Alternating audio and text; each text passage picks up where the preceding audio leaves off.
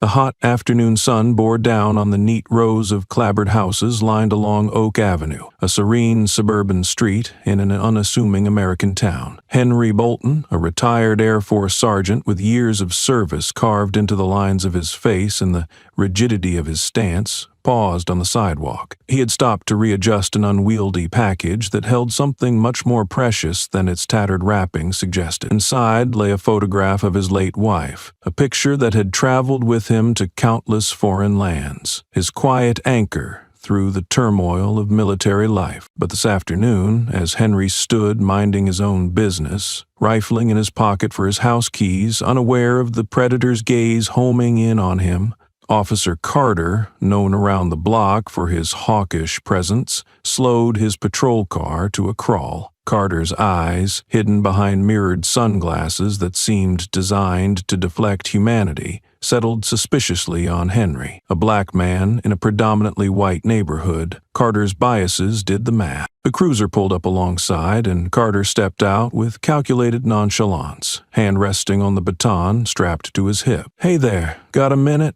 His voice was low, as innocuous as the steel trap beneath a thin layer of leaves. Henry turned slowly, surprise flickering across his face like a breeze over water, smoothing it back into impassivity. Despite the heat, a chill washed over him, a well-learned caution from living within the crosshairs of prejudice. "Yes, officer, what can I do for you?" he replied, keeping his voice steady, respectful, hard-earned threads of training and temperament woven into his composed demeanor. Carter's lips twisted into a grin that didn't reach his eyes. "Got a report about a suspicious figure around here. You wouldn't happen to know anything about that, would you?" Henry raised an eyebrow, a counter to the boiling adrenaline beneath his skin. "Suspicious, you say? I live here, officer. Perhaps there's a misunderstanding." A pause, heavy like the air before a thunderstorm. Carter shifted, scanned the tree line where stoic neighborhood faces peered through parted curtains. No witnesses bold enough to step forward, just shadows avoiding sunlight. "I'm gonna need to see some ID,"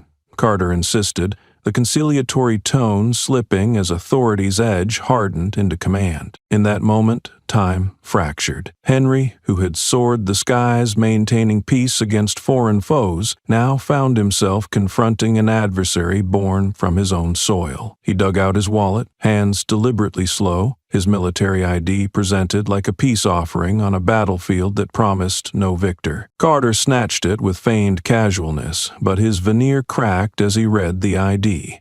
A flicker of recognition, doubt, then dismissiveness wiped across his features. "Why don't you just step over here, keep everything smooth and easy?" But Henry remained rooted, unyielded by the simmering suffocation of past injustices replaying through his mind, a loop where dignity wrestled with degradation. As Carter moved closer, an involuntary twitch in his grip brushed against the photograph in Henry's possession, the fragile frame tumbling onto the pavement, glass shattering, spilling memories onto cold stone. "Shit," Henry breathed, kneeling instinctively to gather the pieces, each shard slicing through frail film, each crack eliciting a stab deeper than any blade. It was then Henry dared to whisper, not with anger, but with the heaviness of disappointment. "This is all I have left," Carter faltered, caught between the allure of power and an unexpected pang of humanity. But the crowd amassing behind the windows demanded a conclusion to their drama, a spectacle woven from threads of everyday racism. Authority needed to be exercised. "You need to come with me, sir,"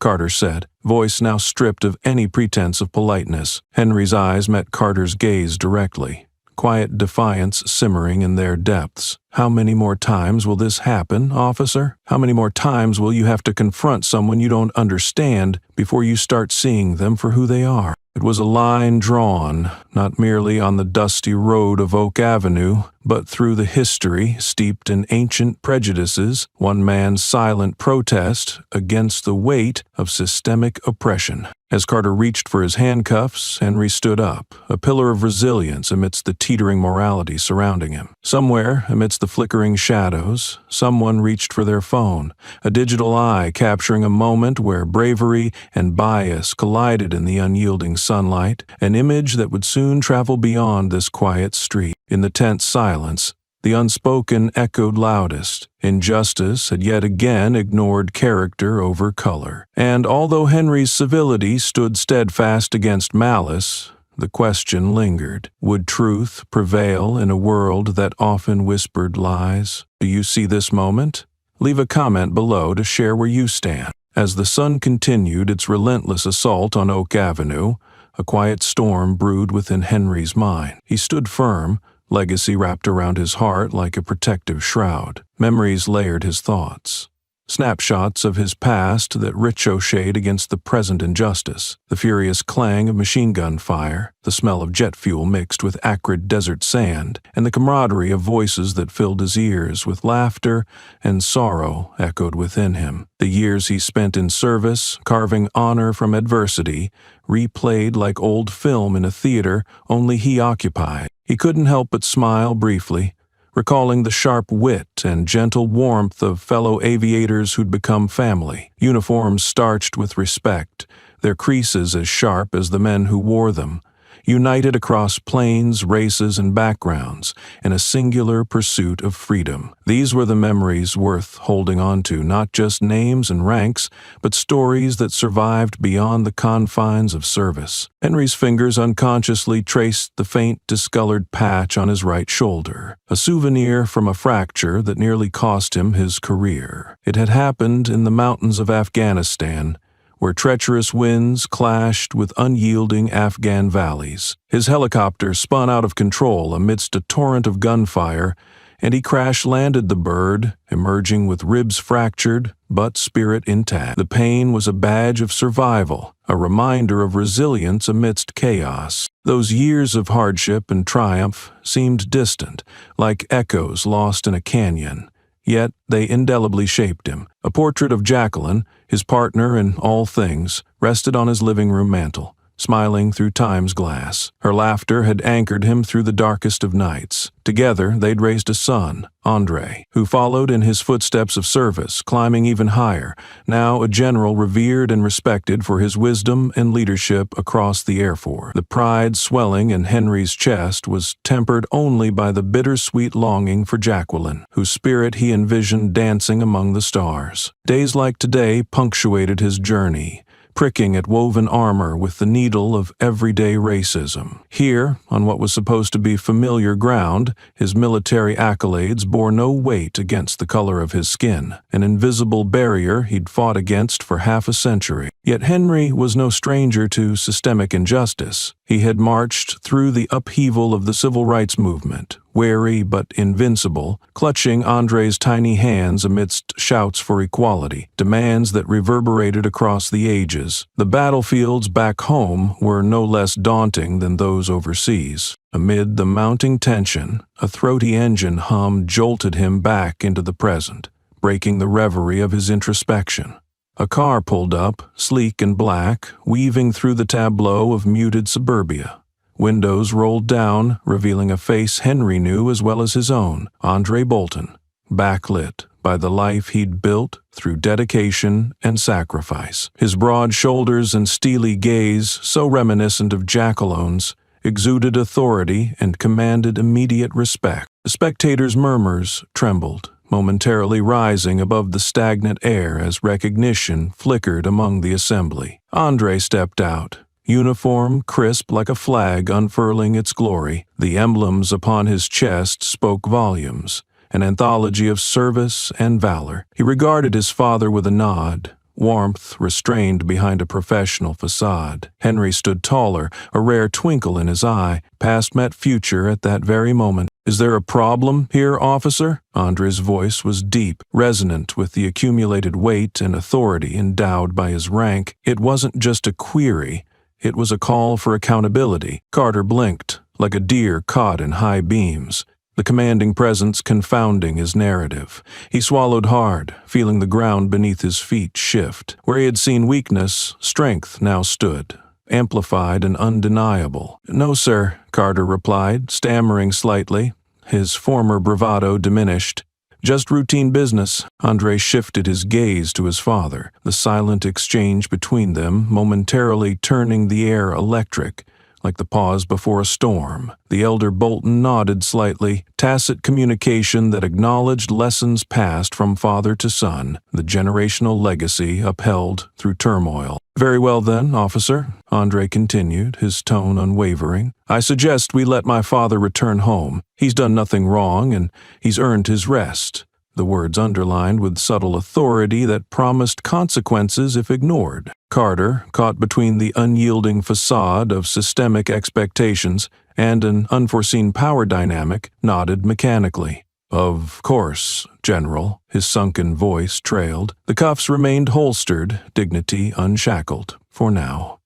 Andre placed a hand on his father's arm, a single gesture steeped in reverence and unspoken promises. Together they turned, leaving Carter alone amidst the ripples of reality, altering his self-imposed precinct. This wasn't merely a confrontation, it was a threshold, passed by those who refused to remain silent. A message scripted not just in bold headlines, but in the steady march of progress's small defiant steps. And as they walked away, side by side, the moment imprinted itself into the communal consciousness, a testament to enduring battles yet to come. How do you remember Henry and Andre's journey? Comment below your thoughts on this generational tale. The evening descended on the town with an uneasy calm, as chronicles of the day began their journey across electronic circuits, igniting screens of smartphones and laptops with threads of injustice. Word spread with the effortless speed of outrage, blazing through neighborhoods and igniting conversations fraught with racial tension, solidarity, and the echo of change. Henry sat in his living room,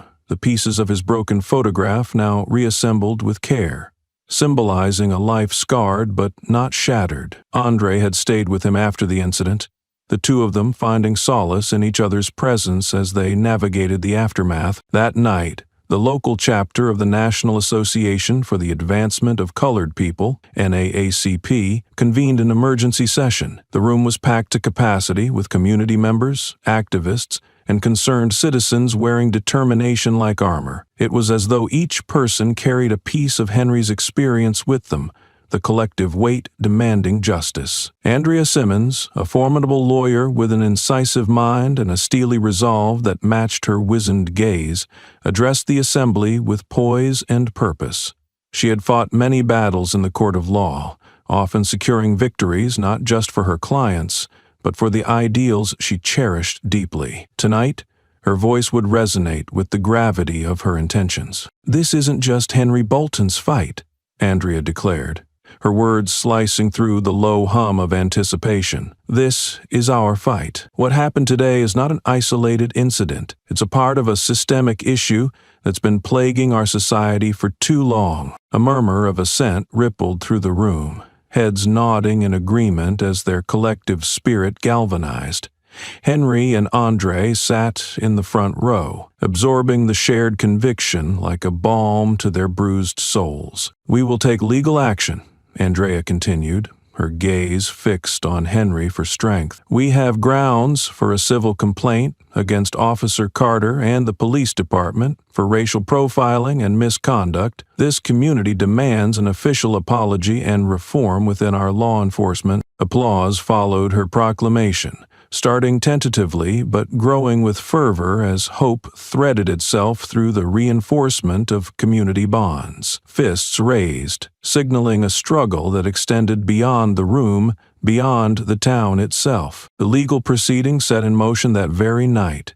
Petitions circulated, collecting signatures like raindrops in a growing storm. Andrea, fueled by the community's resolve, filed the necessary documentation with precision, channeling the collective outrage into calculated action. As the evening waned into night, Henry and Andre returned to the quietude of their home. The moonlit silence, punctuated by distant city noise, stood in contrast to the fervor of the meeting, offering solace in its stillness. "You've always taught me to stand up, Dad," Andre said, breaking the hush, his voice resonant with gratitude and shared strength. "You've shown me resilience, and now everyone else sees it too." Henry's smile was gentle, infused with pride and humility, attributes honed over decades of service and sacrifice. "It's never just one battle, Andre. It's the sum of all our choices, our actions, that shape the world." Their words floated on the air between them,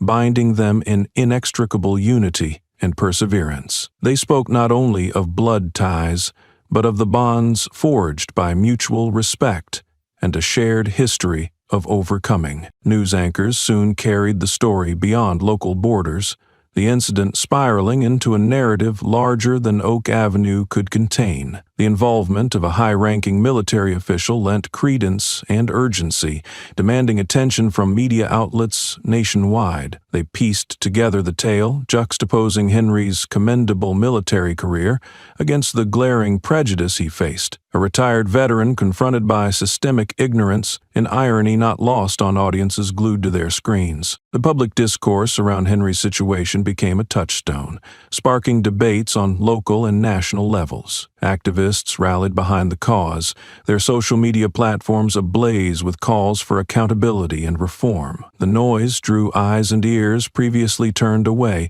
compelling engagement with issues far more complex than they seemed. Meanwhile, Andrea prepared her legal stratagem with meticulous care, each document a brick in the wall she intended to erect against discrimination. Local politicians, sensing the community's pulse, took to public platforms, driven by a mixture of genuine concern and political expediency, to call for an internal review of the police department's practices. The ripple effect was unmistakable, a testament to the power of small actions, chained together in formidable opposition to intolerance. The wheels of justice, however deliberate their pace, had begun to turn, propelled by the collective will of those determined to right the wrongs long endured. Through it all, Henry remained a quiet focal point, the steady flame illuminating pathways untraveled. His story had become a beacon, a single narrative woven into the larger saga of those who dared challenge the darkness. He was not alone. In him, every heart and voice unified with the belief that change, though arduous, was not beyond reach. As court dates were set and the town braced for legal and social upheaval, Henry stood at the threshold of a new chapter, one defined not by the shadows of discrimination, but by the relentless light of communal and personal triumph. What chapters have you written in the battle against injustice? Share your journey in the comments below. Oak Avenue awoke the next morning under a different light, one cast not merely by the sun, but by the simmering awareness ignited the prior day. The morning paper featured a headline with Henry Bolton's story, his silent resilience now a narrative shared and dissected over breakfast tables across the town and beyond. Henry stood by his small kitchen window, the paper in one hand, a fresh cup of coffee in the other. The aroma rose like an offering to the gods of routine, grounding him in the familiar amidst the din of upheaval. Beside him, Andre, normally preoccupied with base operations and strategic reports, now juggled headlines and societal shifts. It hadn't taken long for the story to catch fire across military channels, discussions buzzing with the dual focus of administrative protocol and personal involvement. Andre's phone buzzed incessantly on the countertop, the screen alight with messages, some from colleagues offering quiet support, others seeking clarity on a story that had drawn unexpected attention. The Air Force, though a uniform mechanism, rallied with personal loyalty, every message a testament to respect earned and sustained through years of diligent service. "You're aware we could leverage some military resources here, right?" Andre suggested, his voice measured, eyes scanning the latest batch of emails. "If we play our cards right, this could shift perceptions even faster," Henry smirked, noting the impatience lacing his son's tone. "Yes, we could," he replied, gaze sweeping over the pages. "But this isn't just about pulling strings. It's about setting a precedent, fighting in the open so others don't have to." Andre nodded, absorbing the wisdom hard-earned through experience, a lesson in patience and strategy crowned with quiet dignity, the true marks of leadership. Later that day, the subtle undercurrents of anticipation shifted as Olivia Carmichael, a seasoned journalist whose investigative prowess was matched only by her empathy, arrived at Henry's doorstep. Her work was known not only for breaking critical stories, but for painting them with the shades of humanity so often overlooked. "Mr. Bolton," she began with warmth, eyes reflecting the depth of understanding, "I'd like to talk with you about your experiences, if you're willing. Your story is resonating so widely, and rightfully so. Sharing more of your journey might truly make a difference." Henry considered her offer, realizing the power harnessed by words shared publicly. His voice, once restricted to cockpit radios and hollers across the tarmac, now held the potential to resound far and wide, beyond the confines of personal battles, to touch unknown lives. "All right," he agreed after a brief silence spent in deliberation. "Let's sit down for a chat." The two settled in the modest living room, walls lined with memorabilia, photographs capturing missions past, a visual lineage of service. As Henry began recounting his journey, how the armed forces had given him purpose, the opportunities to rise through ranks despite the barriers of era and birthright, Olivia scribbled furiously, capturing not just facts, but the poignant humanity within them. "I've navigated numerous challenges, both in and out of service," Henry reflected, recounting stories that spanned continents and lifetimes. "But coming home should feel like a victory lap. It shouldn't be yet another battlefield." Olivia's questions probed gently, guiding him through decades of reflection. When they arrived at recent events, her queries turned to the here and now. The spark ignited when a voice calls out in defiance against ingrained prejudice. "What you're doing, Mr. Bolton, it's pushing back against more than just a single incident. It's challenging a wider acceptance of inequity," Olivia urged, pen poised to record this modern odyssey. He nodded slowly, absorbing her words. "Change doesn't come easy, Miss Carmichael, but not voicing our injustices only leaves room for silence to fester into compliance. We owe it to ourselves and generations ahead to speak out." As the interview concluded, Olivia shook Henry's hand, acknowledging the strength it took to share such a personal history. "Thank you," she said sincerely, pocketing a small recorder filled with narratives that would soon shape opinions far from this living room. "I'll bring justice to your words." With an unflinching gaze, Henry replied, "Let justice find all of us." The article published following the interview didn't just recount facts, it injected spirit into them. Stories of triumphs, empathy, and resilience interwove with the harsh realities of systemic racism. The piece spread across platforms, picked up eagerly by those hungry for social reform and equality. Meanwhile, within the insulated walls of the police department, whispers morphed into cautious discourse. With attention turned their way, and facing mounting public pressure, a begrudging understanding emerged that they were now part of a larger dialogue demanding transparency and accountability. Across town, Henry watched ripples of influence crest into waves, people raising their voices, engaging in dialogues that once felt too perilous to navigate. His legacy expanded beyond family ties. He became a catalyst for change, each conversation sparked by his bravery building towards a more equal society. In the quiet moments that followed, as the calls subsided and the lights dimmed, Henry stood alone at his window. The night sky, sprawling and infinite, reminded him of missions past,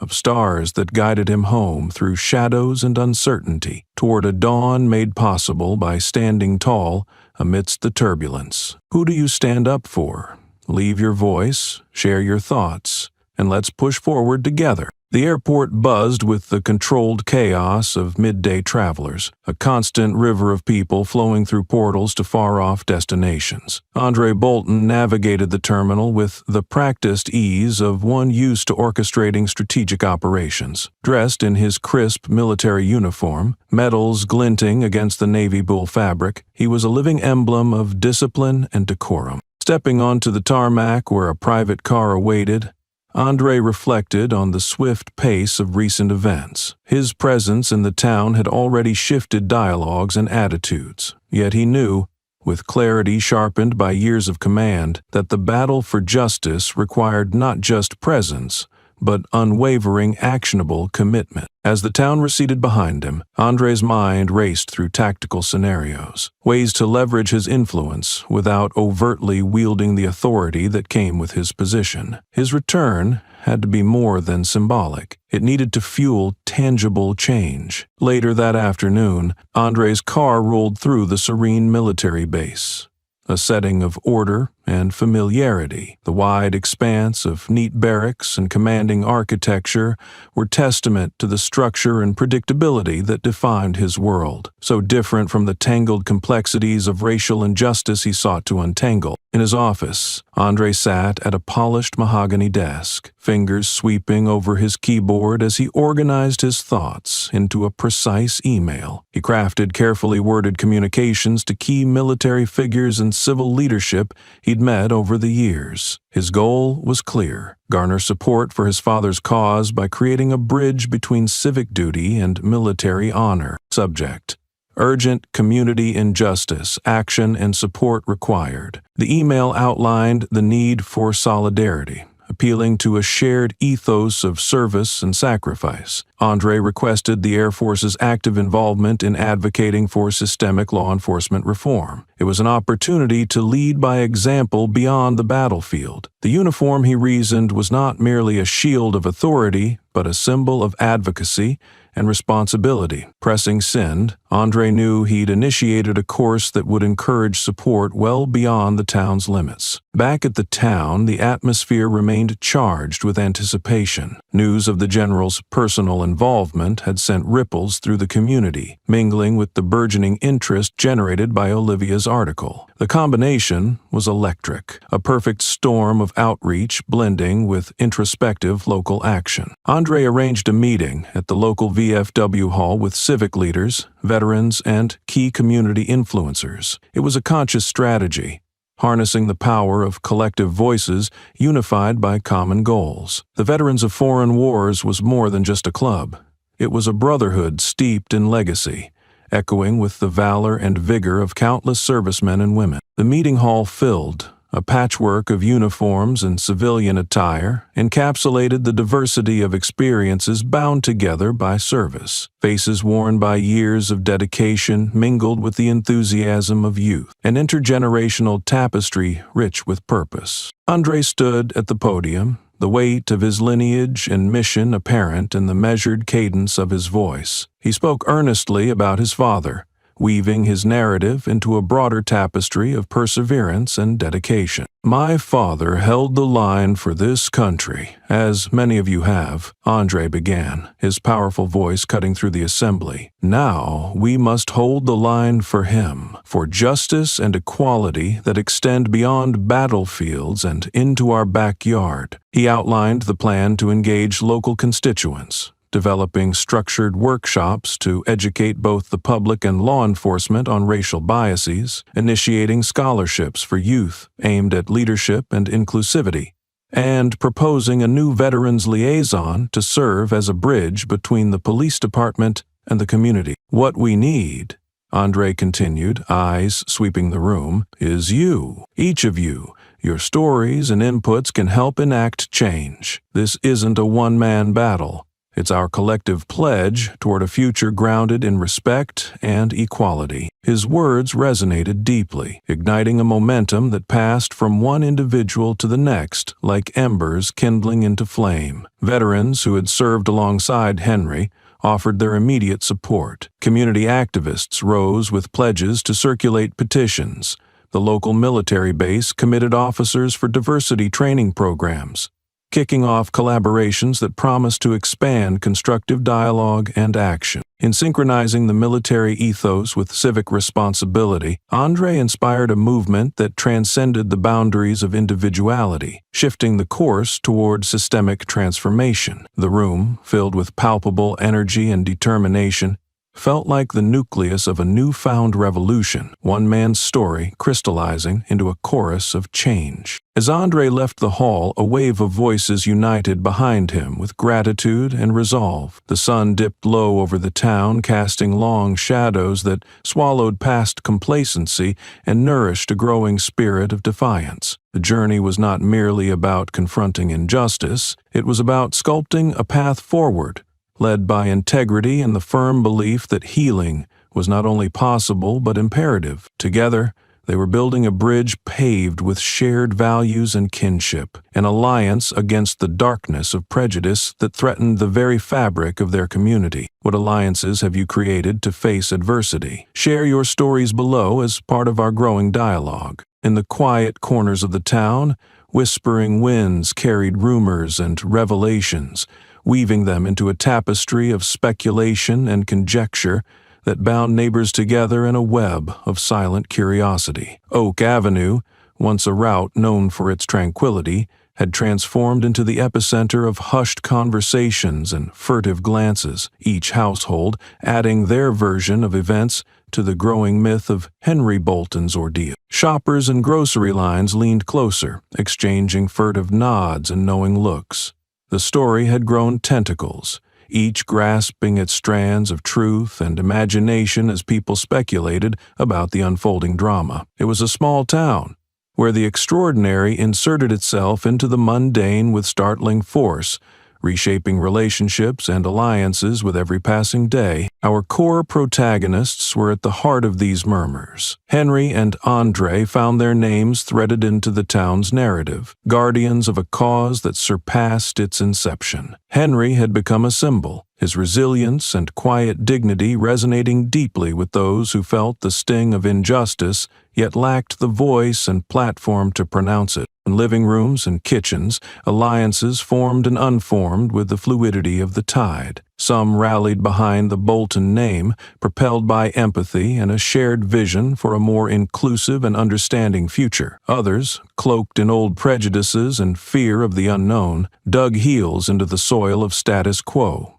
questioning the motives behind Andrew's return and the larger movement it seeded. Whispers echoed through the corridors of Oak Avenue High School, where students toggled between algebraic equations and social upheaval sparked right in their midst. Teachers recognized the teachable moment and seized it, leading impassioned discussions about race, privilege, and the power of collective action. In one such classroom, Miss Henderson, a history teacher known for her unwavering commitment to truth-telling, commanded attention from a group of eager minds, whose knowledge of the world now stretched far beyond textbooks. She had placed a stack of local newspapers on the front desk, each featuring Henry Bolton's story on the front page, the headlines a stark reminder of the intersection between past struggles and present realities. The actions we take today will define the stories they tell tomorrow, Ms. Henderson said, her voice carrying the authority of lived experience. What do you want those stories to say? The class buzzed with energy as students raised hands and voices, weaving their own stories into the narrative while critiquing and constructing paths forward. Ideas flowed freely, uninterrupted by the normal constraints of adolescent uncertainty. Meanwhile, at the local diner, Martha Simpson poured coffee into faded ceramic mugs for a table of regulars, residents who had lived through fires and floods, births and deaths, witnessing the town's evolving character through decades. "They're brave, the Boltons are," Martha said, her hands working with practiced speed, thoughts undeterred by the monotony of her task. "About time someone took a stand like this." "So you're on their side, then?"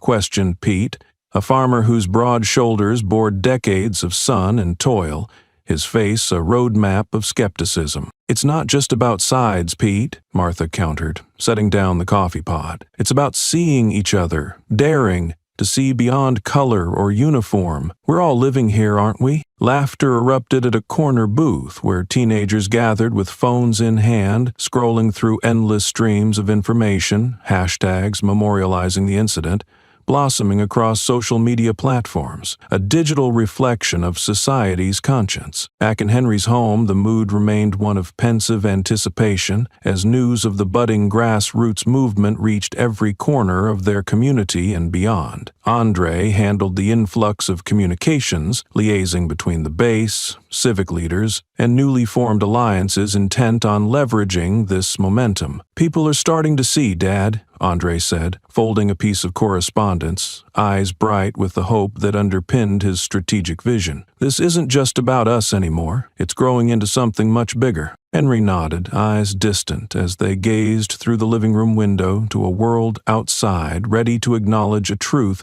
he'd long lived with. He understood intimately that the struggle, while having ignited locally, was a reverberation of struggles repeated across the nation, a tapestry of shared experiences calling for systemic change. Yet amid the burgeoning movement, there was no ignoring the undercurrent of resistance, grumblings from those who resisted alterations to their comfort, their dominion founded on unspoken privilege. Henry knew these voices existed, had ignored or simply remained unaware of the lived realities faced by men like him, but that wouldn't deter him.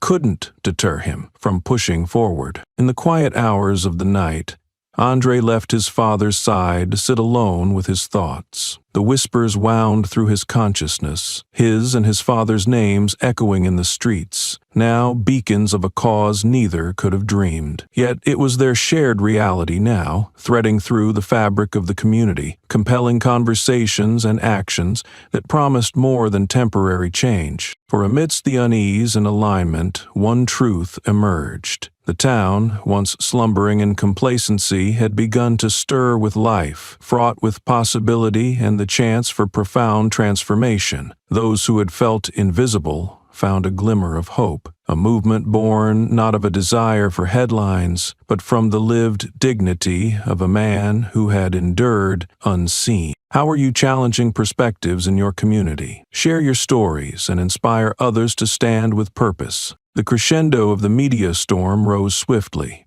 its thunder echoing beyond the confines of the town into the national psyche, as Henry Bolton's confrontation with the authorities transformed into a broader call for justice.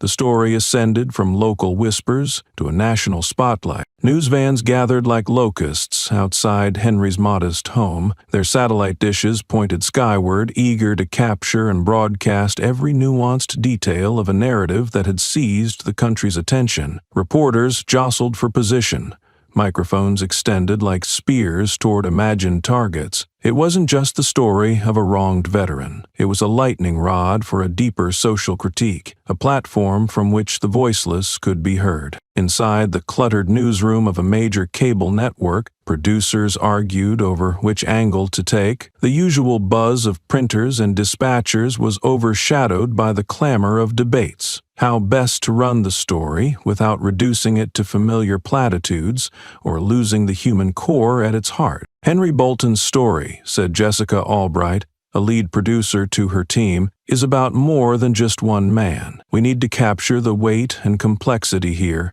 not just recycled tropes.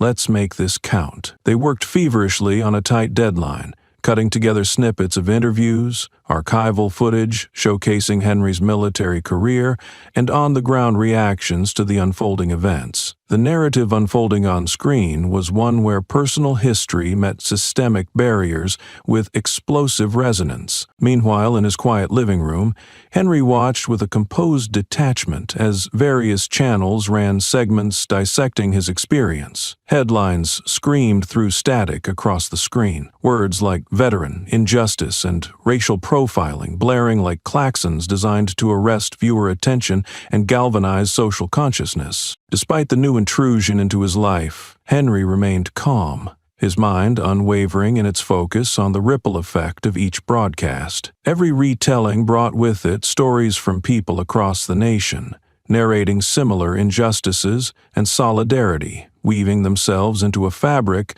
that bespoke a collective ethos of resistance. Andre, who had decided to navigate these troubled waters alongside his father, fielded calls and emails. Networks begged for exclusive interviews, Advocacy groups reached out to lend their support. The national discourse had lit a fuse, manifesting through marches in distant cities and digital campaigns echoing the call for change. "Dad," Andre said, lowering his phone momentarily, "this is incredible. People are mobilizing not just here but everywhere. Your story is resonating in ways I didn't dare to imagine." Henry nodded, acknowledging the momentum that seemed to swell with each passing moment. "It was never just mine, Andre. It belongs to anyone who's ever felt marginalized, asked to give more than they've received." To amplify their cause, Andre had reached out to prominent figures known for their activism and influence. Editorials in national newspapers were penned by those inspired by Henry's bravery. Public figures sent out tweets and statements, urging systemic overhaul and pledging personal involvement. The effect was tangible. Numbers on social media soared as supporters and detractors alike voiced their opinions. The Twitter feed buzzed with hashtags like "Justice for Henry" and "Veterans with Honor," splintering through cyberspace as cultural conversation shifted towards action. Overnight, what had been a local incident transformed into a nationwide dialogue, a mirror reflecting America's unresolved narratives on race, power, and justice. News networks sparred with each other for audience share, titling programs with varied degrees of sensationalism, but resonating with a shared urgency. In living rooms across the country, families tuned in. Some viewers sat enraptured, empathy and anger sitting champagne high and hearts poised to overflow, while others beheld the story with trepidation, discomfort awakening old biases. The amplification of his voice hadn't come without its costs. Antagonists emerged from the woodworks, critics whose perceptions remained cemented in immutable prejudice. Shrined to ignorance, they criticized his motives, seeking to tarnish what had blossomed into a movement of courage and resilience. Through it all, Henry maintained his focus on the path ahead, undeterred by the chaos of divergent agendas. The purity of his mission, to ensure equality and equitable treatment, fumed brightly within, a torch carried by many hands over the hurdles of adversity. National figures, drawn by the strength of Henry's story, voiced their support and called for legislative reform. Confident that the national discourse could lead to tangible change, policy advocates suggested proposing federal training mandates for law enforcement, ensuring accountability and diversity reflective of the communities they served. As the days wore on and the media firestorm sustained its heat, Henry's presence remained steadfast, unchanged by fame, unashamed in his pursuit of justice. In this arena, punctuated by flashbulbs and voices, both asking and shouting, the melody of an overdue symphony began to emerge. This was not merely a story of a man wronged, but of many seeking the righteous harmonies of equity and unity. Amid the crescendo of voices, Henry stood as he always had, a man with a mission, now mirrored in the vast tapestry his story had stitched across the nation. Have you ever played a part in a movement? Share your experiences below and let us amplify a dialogue striving toward justice. Within the stark walls of the police department, there was a profound shift in the air, a change marked by unease and introspection, as if the very bricks and mortar absorbed the pervasive disquiet of impending accountability. The building, long a fixture at the heart of the community, now found itself cast under the piercing gaze of public scrutiny, with each officer acutely aware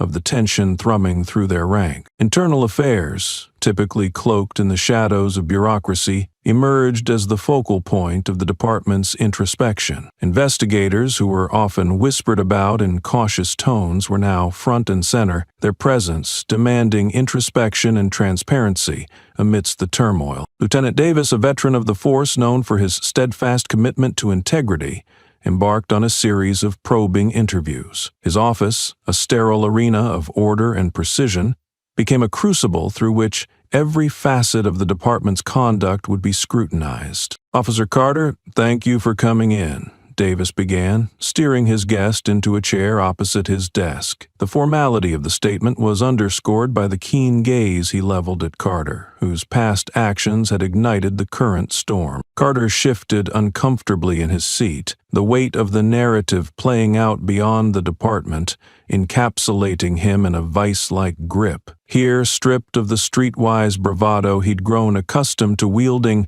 he appeared a far cry from the authoritative figure who had once confronted Henry Bolton. "Lieutenant," Carter started, struggling to maintain an air of professionalism amid the scrutiny, "I handled the situation as I saw fit at the time. Bolton was uncooperative, and I merely followed protocol." Davis observed Carter intently, measuring the earnestness in his words against the broader narrative unfolding around them. The tension in the room was palpable, the scent of brewing coffee from a nearby machine serving as a grounding counterpoint amidst the emotional undertow. "We both know that protocol, Carter," Davis replied, measured tones testing the wall of defense. "But I need to understand whether personal bias might have influenced your decision-making process that day." Carter hesitated. The veneer of neutral professionalism stretched thin over the cracks of his human frailty. Beyond these walls, the world was changing, driven by voices clamoring for reform. Within them, Carter found himself increasingly isolated, a solitary sentinel on the battleground of his conscience. "I didn't intentionally target Bolton," he said, defending himself in a voice wrought with tension. "But maybe I acted too quickly. It's just, he didn't belong." The echo of his own words silenced Carter. The admission hung heavy in the air, a grim acknowledgement of the biases so seamlessly woven into his perception. "Our community deserves better," Davis said, leaning forward with intent, bridging the gap between superior and subordinate. "This is our opportunity to lead change from within, not just react to the pressure from outside. We need to dig deep, address biases, and implement training that reflects our community's diversity." Beyond the confines of the office, a broader investigation unfolded. Officers were interviewed, policies analyzed, and body camera footage reviewed with a fervor mirroring the urgency for reform. Internal memos circulated, highlighting the need for accountability and transparency, and calling for an overhaul of procedures steeped in tradition yet resistant to change. As days turned into weeks, the department, harbored under Davis's leadership, was engulfed in a transformative journey, navigating the delicate balance between transparency and protection, public expectation and internal reality. Conversations that had never dared the light of day now threaded their way into training sessions, committee meetings, and casual exchanges over coffee. In precinct meeting rooms, officers gathered to participate in sessions led by community leaders and diversity experts, their participation both voluntary and driven by necessity. Here,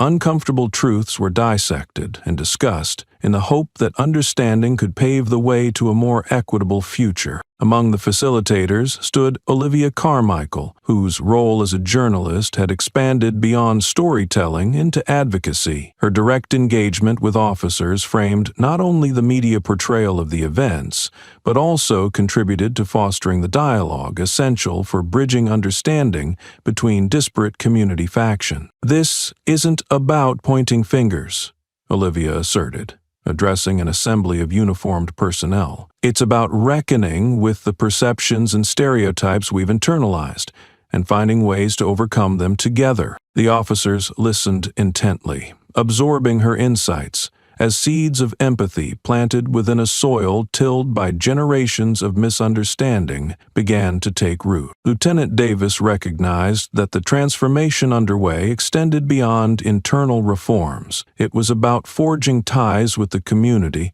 in ways that transcended uniforms and badges. He attended town hall meetings, listening to and engaging with residents who shared their lived experiences and grievances, recognizing that the path to rebuilding trust lay in shared dialogue and mutual respect. As Henry Bolton's narrative continued to orchestrate change, rippling outwards from the epicenter of his initial confrontation, the police department, once a symbol of oppression for so many, became a focal point for progressive dialogue. Forging new policies with transparency and fostering an environment steeped in empathy provided grounds for optimism, one that Henry himself had laid with incredible fortitude. Amidst policy reforms and shifts in public perception, a genuine connection had begun to weave its way between the town's heart and its protectors. Seeds of change had taken root, promising to cultivate a future in which justice and equity thrived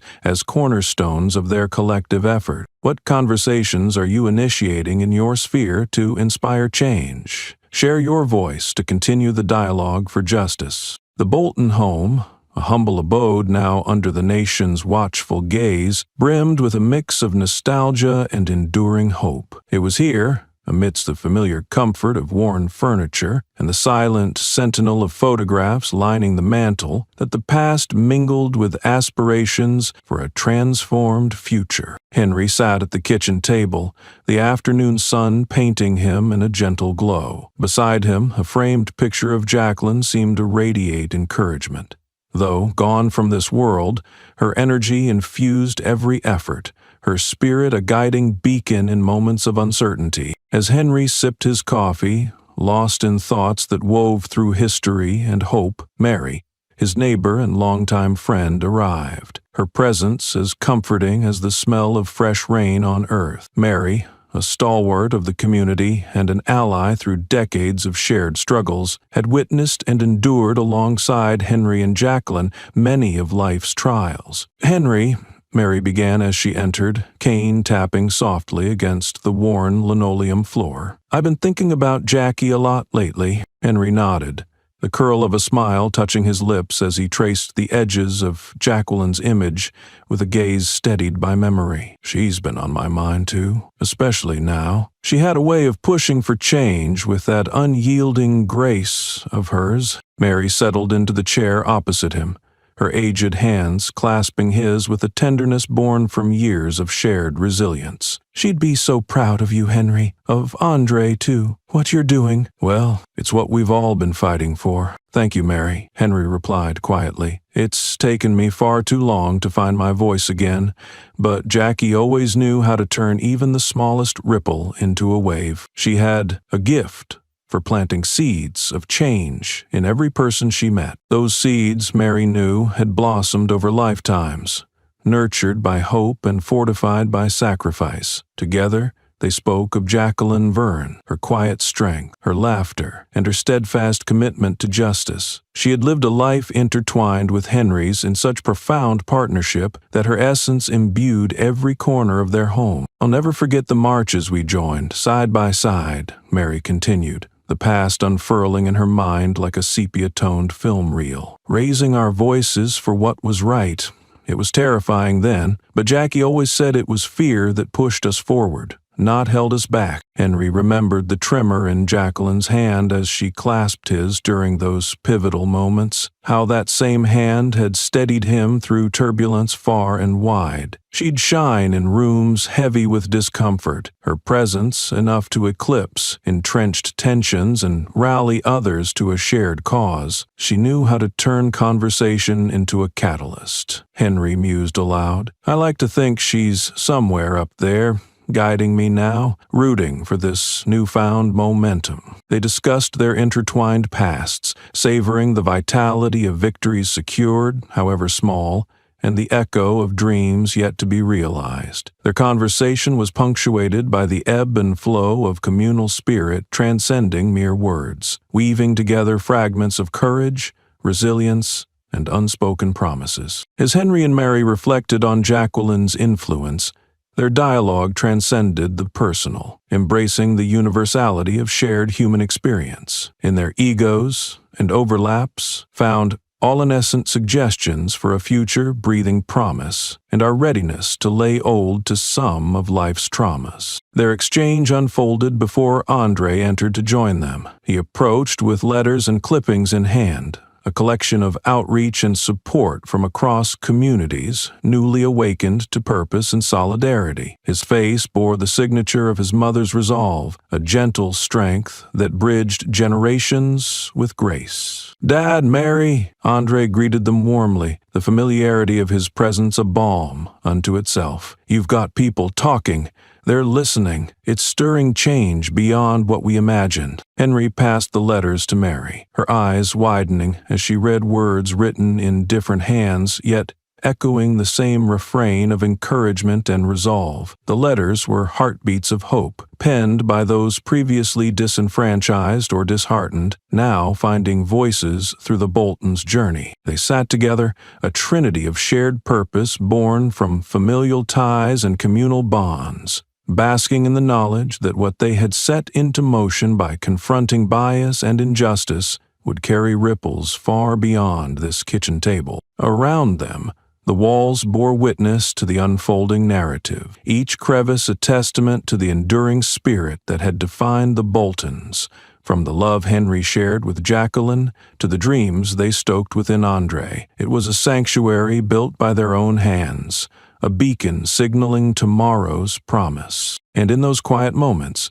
as the sun dipped low and cast long shadows through the windows, their conversation persisted, a timeless exchange charting new directions founded in ancestry and hope. The call for justice reverberated in every shared look, every soft-spoken word, drawing from the wellspring of love that Jacqueline had cultivated. What memories are you honoring in your push for change? Let your story add to the tapestry and inspire others on this shared journey forward. Inside a sterile meeting room of the police station, Officer Carter found himself entrenched in self-reflection. The walls seemed to close in, thick with echoes of his past decisions that now, under scrutiny, rippled with unintended consequences. The air was taut with the tension of introspection, and Carter, for the first time, saw his reflection not in medals or accolades, but through the reality thrust upon him by Henry Bolton's strength. Seated across from him were his peers from internal affairs, their roles now amplified by the critical spotlight focused on the department's inner workings. Each probing question, each pointed pause, forced Carter to confront the paradox of his actions, unraveling a tightly held narrative of professionalism intertwined with personal bias. He had been called into this interrogation room before, but never under such circumstances where the very tenets of his role hung precariously in balance. Today, Carter entered as more than an officer. He was a man, wrestling with the dichotomy of his past choices and the stark revelations they heralded. "Officer Carter, we need to understand your mindset during the incident involving Mr. Bolton," stated Davis, his tone firm yet devoid of accusation. Urging a dialogue meant as much for clarity as transparency. Carter shifted in his seat, the scrape of metal on linoleum echoing louder than the voices in the room. He hesitated, awareness dawning with a clarity beyond what his career had previously forced him to confront. "I saw him, Henry Bolton, standing there, and all I saw, shamefully, was a presence that disrupted the expected," Carter finally said, the confession trickling through the silence. And in that confession lay the crux of the matter. Carter's actions had been guided not by tangible facts nor overt threats, but by the deeply embedded perceptions that colored his view of who's welcome and who's not. A perception flawed, like an artist's perspective, molded and corrupted by the shadows of ingrained prejudice. As Davis probed further, Carter was forced to canvass the very origins of his biases, those unspoken beliefs, artistically masked, yet quietly eroding the foundations of his duty. It was the inheritance of unchallenged preconceptions, unremarkable in their familiarity, yet devastative in their recklessness. "This wasn't about protocol failing, Carter. It's about an oversight in recognizing humanity over inherited narratives," Davis offered, not from a place of condemnation, but in a bid to kindle comprehension. His voice was steadied by years of experience, crafted by a desire to foster dialogue that extended beyond mere reprimand. Carter exhaled heavily, the realization settling over him like the slow fog of dawn. "I've been blind," he murmured. I looked at him and saw difference, not similarity. I saw fear, not familiarity. The admission, vulnerable as a lifeline cast adrift, forged a bridge between Carter and his actions. In the sigh that followed, the wings of tentative acknowledgement unfurled, a beginning, however cautious, for reconciliation with the truth. As whispers of systemic change reverberated from the outside world, Carter's introspection took on a shape of its own inside the meeting room. His narrative, held together by threads of authority, unraveled, opened to reconciliation, leading not just to personal transformation, but influencing the broader collective searching for answers. Recognizing this isn't the end, Officer Carter, Davis underscored, redirecting the conversation toward action. It's the beginning of redefining your role, not just within the department, but within the community whose trust we vow to uphold. Emerging from the chambers of self-examination, Carter found himself standing on the precipice of reformation, where understanding and the guilt of hindsight merged, distilling introspection into purposeful change. The promise of further diversity training and community integration programs set by the department offered paths toward forgiveness, not just of self, but of the institutions they swore to serve. Outside the office, Officer Carter rejoined the watchful world, this time donning a mantle woven from newfound perspective.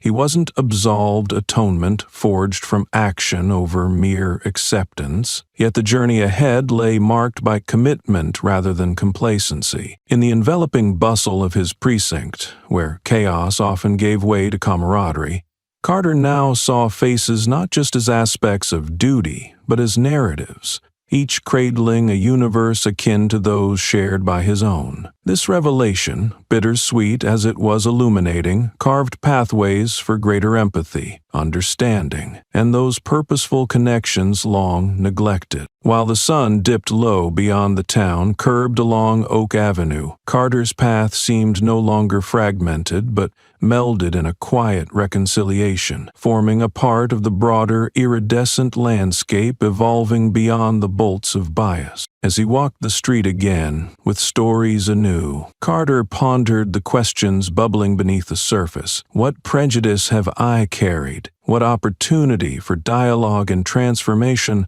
awaits us all? Who will you walk beside to illuminate new truths? Share reflections from your step upon this shared journey. The heartbeat of a town on the brink of transformation echoed through its cobblestone streets and into the open spaces where people gathered with palpable urgency. Oak Avenue became the nucleus of progress, ablaze with the fervor of those determined to seize the moment and charge its momentum with tangible action. As dusk descended, casting the town in a soft, forgiving hue, the streets filled with an array of voices weaving together in chorus. Men, women, and youths converged with banners and placards, each boldly stating their demands for justice, equality, and the respect they deserved. The signs bore slogans that pulsed with the same lifeblood Henry had injected into this burgeoning movement. Henry, standing at the sidelines with Andre by his side, watched as the crowd swelled. The energy was infectious, drawing from a collective well of shared stories and common dreams. It was a tapestry of hope, stitched together by the afflictions and aspirations of those defying status quo with every step they took forward. "Are you ready for this, Dad?" Andre asked, his voice barely audible above the spirited chants rising and falling around them. His eyes reflected a mixture of pride and determination, his faith in their cause unwavering. "Yes," Henry replied, feeling the words surge through him as the crowd's rumble vibrated in his bones, a symphony of solidarity. "It's time." The protest progressed down Oak Avenue, a vibrant entity that breathed life into stagnant corners of the town. Families peered from residences, some joining the ranks, swept up by the resonating call for equality that could no longer be ignored. Among the marchers was Jenna Bennett, a high school junior who had stopped debating and decided to join the movement, her hands gripping a sign that read, justice for all. Educators, store owners, and retirees swelled the ranks, past indifference shed like old skin amidst the effervescent unity of purpose. Conversations ignited along the way.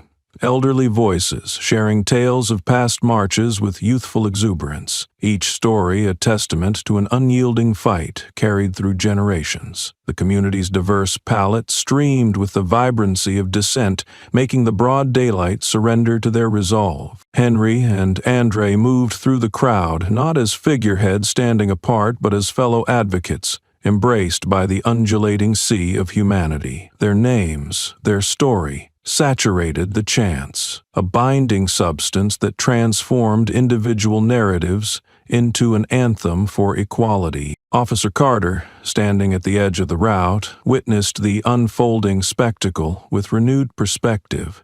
His vantage point underscored the tenuous bridge he now traversed between his past actions and the present call for reform. This march of voices, striving beyond fear, asserting the dignity long denied them. He nodded at Henry as their eyes met, and in that momentary exchange, grace was offered, a quiet acknowledgement of accountability acknowledged. The baton Carter once wielded as an object of enforcement was now grasped as a symbol of his commitment to listening, learning, and contributing to positive change. The march culminated at the town square, a space traditionally designated for official proclamations and ceremonious occasions. While the air buzzed with unspoken anticipation, the activists clustered around a makeshift stage, breaths crystallizing against the cool evening air. It was here that the gathered crowd confronted the heart of the movement, a shared acknowledgement that they stood at the precipice of progress, forged not by the voices of the few, but by the courage of the many. Andre introduced his father with a reverence that sprang from deep roots. "My father, Henry Bolton, a veteran, a father, a man who stands resiliently in the face of injustice," he announced, each word galvanizing the crowd, drawing tangible solidarity. The collective cheer rose, a wave of sound reflecting the undamped spirit of freedom now freely coursing through the people. Henry took a deep breath, filling his lungs with the air weighted by expectation and trust. He gazed into a sea of faces reflecting the light of shared purpose, each person carrying with them a piece of the narrative that had woven this moment. "Thank you, all of you, for standing here today," he began, his voice grounded in a deep resonance rooted in truth. Each word was deliberate, laced with history and shimmering with hope. "This isn't about one man's fight. It's about all of us, reclaiming our dignity, asserting our rightful place in society, and forging a path toward equality for our children and those who follow." And in the charged silence that followed, reaffirmed by affirming nods, Henry spoke not just for himself, but for every person who had traveled this arduous journey, those who had felt the shadow of bias, but refused to be silenced. The townsfolk, comprising all races and creeds, nodded, some with tears marking paths down faces uplit by street lamps, candles illuminating truth. As the cadence of unity swelled, echoing in heartbeats synchronized, the night air carried their voices beyond the town limits. It echoed in the halls of power, demanding recognition and reform, built upon the indomitable ground laid by Henry Bolton's walk toward justice. And as they stood together, shoulders brushing beneath the expansive sky, they sensed it, the turning tide, signaling that here and now citizens had spoken, and the nation had begun to listen. Will you march with us on this journey toward justice? Share your commitment in the comments below and let your voice amplify this vital cause. Beneath the hush of nightfall, a figure stood at the periphery of the dissipating crowd. The departure of the marchers left an electric silence, like the aftershock of a clap of thunder. Everyone who had been a part of the protest seemed infused with a glimmer of hope, a shared sense of having contributed to something greater than themselves. Not everyone parted as defenders of the movement, however. For every ally, there were those who viewed the day's events with skepticism or outright disdain. Yet, even within the complexities of opposition and support, there emerged an unexpected ally. Elizabeth Hawthorne watched the crowd thin from the steps of her law office. Renowned in town for her fierce litigation skills, Elizabeth was an unlikely figure in the narrative spun by the day's events. She had spent years defending corporate interests and target-hardening herself against personal entanglements that might compromise her professional facade. But as the weight of the day's events settled, it stirred something dormant within her, a vestige of the passion that once fueled her youthful idealism before cynicism had taken its icy hold. The discourse over justice had ignited sparks of moral reasoning within her hardened exterior. Watching from the sidelines had never been her way. She knew the game too well. She had the intellect, the knowledge of law's intricacies, and an innate capacity for using them constructively when so compelled. It was the newspaper story on Henry Bolton that first piqued her interest, his quiet dignity in the face of such blatant injustice, a stark counterpoint to the usual cases she undertook. Now, standing atop the steps of her cobblestone sanctuary, she watched the Boltons, father and son, silhouetted against the stage lights, their struggles undisguised yet powerfully defiant. "Elizabeth," came a gravelly voice alongside her, jarring her from her reverie. She barely turned, recognizing the familiar presence of Thomas Green, an old friend and colleague whose work as a civil rights attorney was legendary in these parts. His arrival was serendipitous and entirely purposeful. "Tom," she acknowledged, her voice measured, knowing he noted the thoughtful edge in her tone. Thomas had a sense about these things, the ability to discern the motives and truths hidden beneath the surface. "You're thinking of getting involved. I can see it," Thomas suggested, gaze still fixed on the Boltons, understanding the gravity of her internal deliberations. His eyes, wise with experience, mirrored both the challenge and the opportunity this situation provided. "I am," Elizabeth admitted, breaking her own silence with candor rarely afforded to others. "But I've been on the other side too long. What can I offer here that would genuinely make a difference?" "Your skills," Thomas replied simply, his faith in her capabilities unwavering. "We need voices that know how to navigate the systems that built these barriers even better than they do. And you have that know-how, Elizabeth. You can dismantle legal roadblocks and set precedents." His words held merit. Elizabeth had spent years meticulously deconstructing the defenses of those who dared challenge her clients.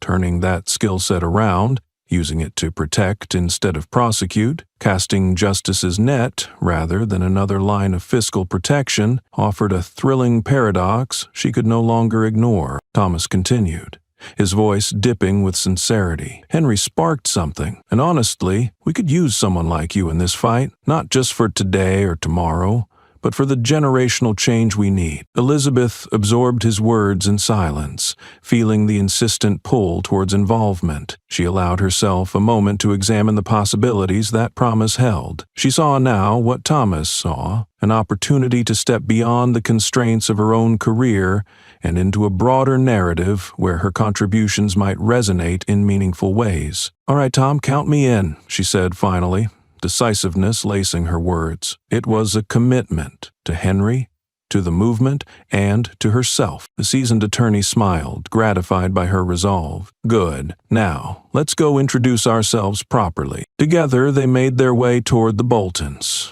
the rhythmic beat of justice still echoing through the evening air. Elizabeth fell in stride with Thomas, a new resolve propelling her forward, every step imprinting promise upon Oak Avenue's memory-scarred path. Each echo from their footfalls exclaimed, silently, proclaiming their unity in purpose. "Mr. Bolton, General Bolton," Thomas greeted as they reached the foot of the stage, where Henry and Andre were engaged in conversation with community leaders. He nodded toward Elizabeth. "May I introduce Elizabeth Hawthorne?" Elizabeth extended her hand toward Henry, her gaze unflinching and imbued with newfound commitment. "Pleasure to meet you both. I've followed your story and would like to offer my skills and support for the journey ahead." Henry shook her hand, his grip firm, a knowing look passing between them, an acknowledgement of potential and shared mission. "Thank you, Ms. Hawthorne. We need all the help we can get."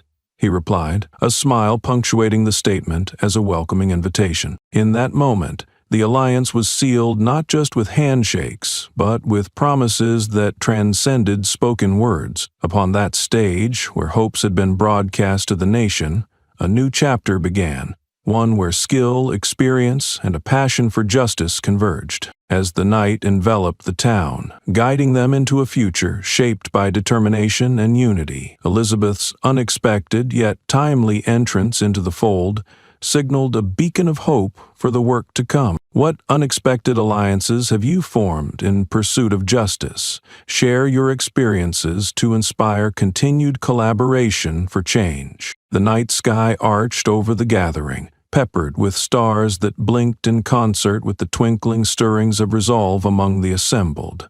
The air remained charged with a blend of accomplishment and the weight of a journey far from complete. As the crowd dispersed, sharing lingering sentiments of camaraderie, Henry and Andre stayed behind, their thoughts turned inward to the drums of history that now beat steadily within them. Henry stood quietly for a moment, eyes on the distant hills beyond Oak Avenue, lost in thought as memories cascaded through him unbidden. His gaze was anchored by the events of today, but his heart traveled pathways long trodden, the past flaring to life in vivid snapshots, binding his story to a continuum that stretched across generations. In the resonance of history's echo, he recalled another march, an endless pattern of footfalls against cobblestones, hands clutching banners aloft amidst a hopeful sea of faces, back in the days when names like King and Evers and Parks were mistreated, yet towering symbols of courage. The air had been thick then, too, with the scent of change, fermented through pain and triumph. That world, though changed,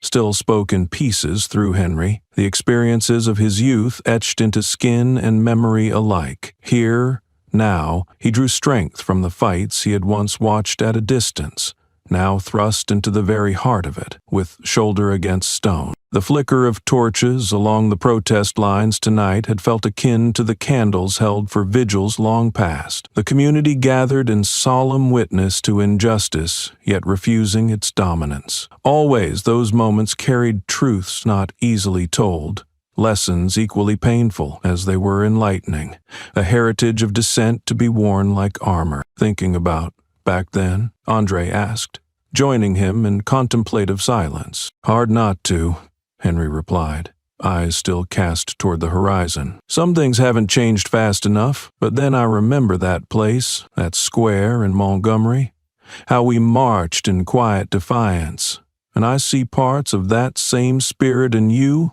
and these folks today. Andre listened, understanding the legacy they continued had borne great sacrifice, lessons written with hope in ink that too often bled through struggle. Henry turned to his son, the palpable weight of legacy pressing lightly, delivering the sober acknowledgement of an inherited mantle. You've taken the torch, Andre. Your fight speaks for all those voices in the past, adding to the sonorous chant, for the generational link was there in their shared gaze, shimmering like a bridge over rivers of time. Andre, who had spent years climbing ranks through a world where race often clouded duty, now stood taller, his resolve affirming his father's efforts. Alongside figures he'd admired growing up. I learned from the best, didn't I? Andre responded, the warmth of his father's teachings echoing in his tone. This isn't just our fight now. It's about every story, every voice made louder by our gatherings. The evening cloaked them in silence, but for the whispers of leaves, echoes of footfalls retreating into slumber. Henry imagined generations gone by, whose struggles echoed here in this sleepy town, whose stories spoke loudly now through actions, not just words. Tackling story, too, a narrative enfolded in every choice, every move. They made this fight as much for her memory, for her dreams quenched before they fully unfurled, as they did for the legacy of freedom too long denied. They stood side by side and, before departing, cast eyes again toward the roads beneath which histories slumbered. They pledged silently to the ghosts of their forebears, promising that the seeds of today's actions would flower tomorrow in progress that honored the labor of hearts long gone, but still intimately woven into theirs. When they finally turned away to traverse the quiet street home, Henry and Andre carried with them the buoyant dreams of a future unlocked by keys the past had forged, for in each step, marked by the history of movements earlier trod, lay turning pages and welcoming a dawn that promised long-awaited change. Share with us your own stories that reach across time to connect past movements with today's strides toward justice. Your voice matters in this extensive, continuing conversation. The morning sun rose with a languid grace over Oak Avenue, casting long shadows that stretched across the town, illuminating paths both new and familiar. As the town stirred to life, Henry Bolton prepared for a pivotal encounter that loomed like an unseen shadow, a convergence of past actions and present resolve. He moved with practiced ease through the house, collecting keys and his weathered cap, a faithful companion through countless adventures. The hour was early, as if the day itself awaited breathlessly for the unfolding of something significant. The air held a crisp edge,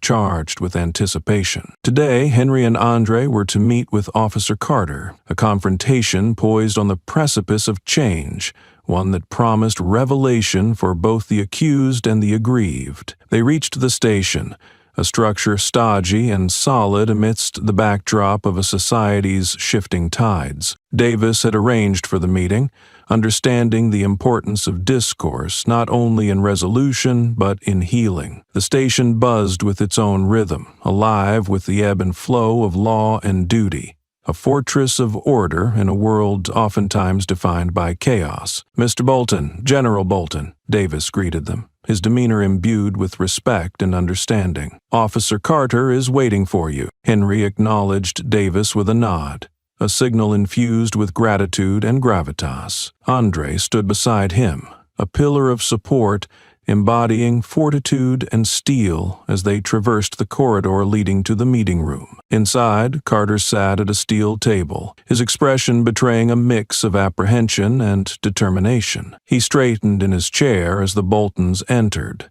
the reality of this moment anchoring him to the weight of choices he had made. Henry took his seat, looking intently at Carter. It was a look that conveyed not just accumulation of years, but a depth of spirit that Carter found himself grappling with. Andre settled beside his father, his presence a testament to the power of solidarity. "Officer Carter," Henry began, his voice steady and unwavering, "thank you for agreeing to meet with us today." Carter nodded, his throat constricting with unsaid apologies, teetering on the precipice of articulation. The air between them trembled, pregnant with possibility, a canvas upon which justice could be painted anew. "Mr. Bolton, I wanted to say—" Carter hesitated, finding the right words a slippery endeavor. "I know I made a mistake, a grievous one. I was wrong to treat you the way I did." Henry absorbed the words, anchoring them into the edifice of history, a ledger of accountability weighted with the deeds of yesterday. The apology felt genuine, a crack in the armor of institutional prejudice. "Recognition is the first step," Henry replied, his expression revealing a mixture of forgiveness and resolve. "There's more to this than just the incident between us, you see. It isn't about one event, it's about acknowledging and confronting what lies beneath the surface." Andre interjected, his measured tones echoing with the authority of lived experience. "Dad is right. Today must be about more than apologies. It's about changing perspectives, delivering systemic change that addresses and uproots the prejudices that allowed this to happen to begin with." Carter nodded, the earnestness in Andre's words striking him with potent resonance. "That's why I'm here. To listen, to understand how we can prevent this from happening again." His sincerity was palpable, promising dialogues rather than dismissals. "We appreciate that," Henry said, hope shimmering through his words. "But It will require more than listening. It will need commitment from you, from the department, to engage with the people who call this community home. Henry's insights were profound, carried across years of injustices weathered and stories shared. Carter knew this meeting was not merely about resolution. It was about reconciliation, closing chasms forged by indifference, ignorance, and misinformation. Davis watched as the dialogue unfolded, a transformative narrative, inked not in the rigidity of law but in the flexibilities of human understanding. Here amongst these walls, where the ticking clock harmonized with the voices of change, solitude gave way to collective action, cultivated by partnership. As the conversation deepened, the room filled with a tangible commitment, an unspoken oath to create pathways toward trust, amplified by empathy and sustained by concrete actions designed to dismantle lingering barriers. In those moments, across spoken truths and unguarded revelations, Carter's perspective shifted, a convolution of remorse and aspiration, accepting dictates of a future different from the script handed down by predecessors, forging new meaning in his role, protector not enforcer. The encounter concluded with handshakes, a gesture of respect completing the cycle of vindication. Carter understood this compact was not an ending, but a beginning, paving the way toward redefining both his duty and humanity. Upon leaving the station, Henry and Andre knew this interchange was but one stone on the road to transform a journey into justice.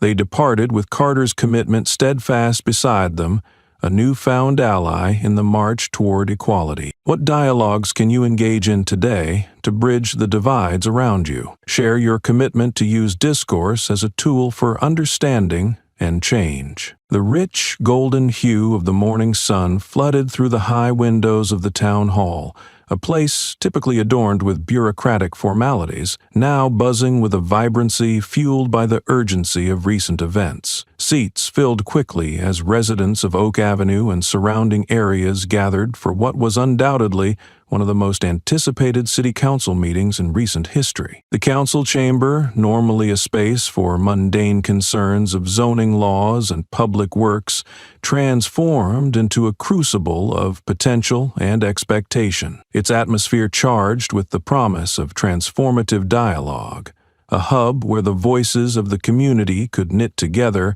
a tapestry of progress. Council members assembled at the head of the room, their usual routine subsumed by the consciousness that today's meeting was more than ceremonial. Systemic change was not just discussed but demanded by the citizens whose patience had waned, who now saw daylight seeping through cracks in the status quo. Henry Bolton arrived with Andre in tow, a figurehead suffused with the quiet strength of those who stand upon the precipice of history. As they took their seats at the front, other community leaders nodded in acknowledgement and solidarity, recognizing in them the vanguard of a contemporary movement for justice. Mayor Thompson, a leader known for his pragmatic yet forward-thinking policies, called the meeting to order. His gaze darted across the expectant crowd, acknowledging the breadth of interest their gathering had garnered. "Ladies and gentlemen," he began, his voice amplified by the microphone but enriched by sincerity, "we are here today to address matters critical to our community's spirit, issues of race, equality, and justice." His opening was met with enthusiastic applause, a confirmation of communal alignment, as Henry stood at the heart of this seminal moment. Many in the room knew Henry, some for decades, as a neighbor, a veteran, a friend. Today they saw him as a standard-bearer for the tide of change, his experience a guiding beacon, illuminating the path forward. Today, we need commitment from every level of leadership, promising accountability, forging a community bound by trust, said Henry.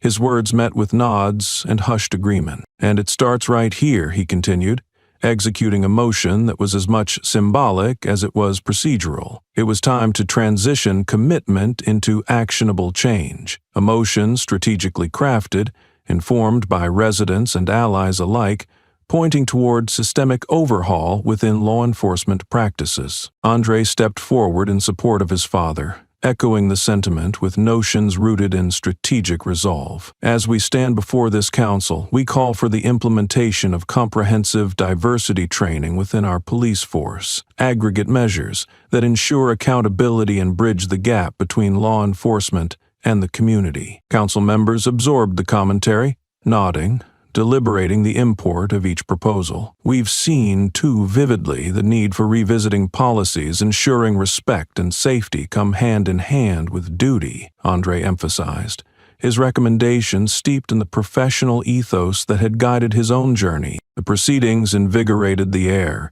punctuated by impassioned declarations from activists and residents alike, each story iterating fragments of the overarching narrative Henry's own journey had ignited.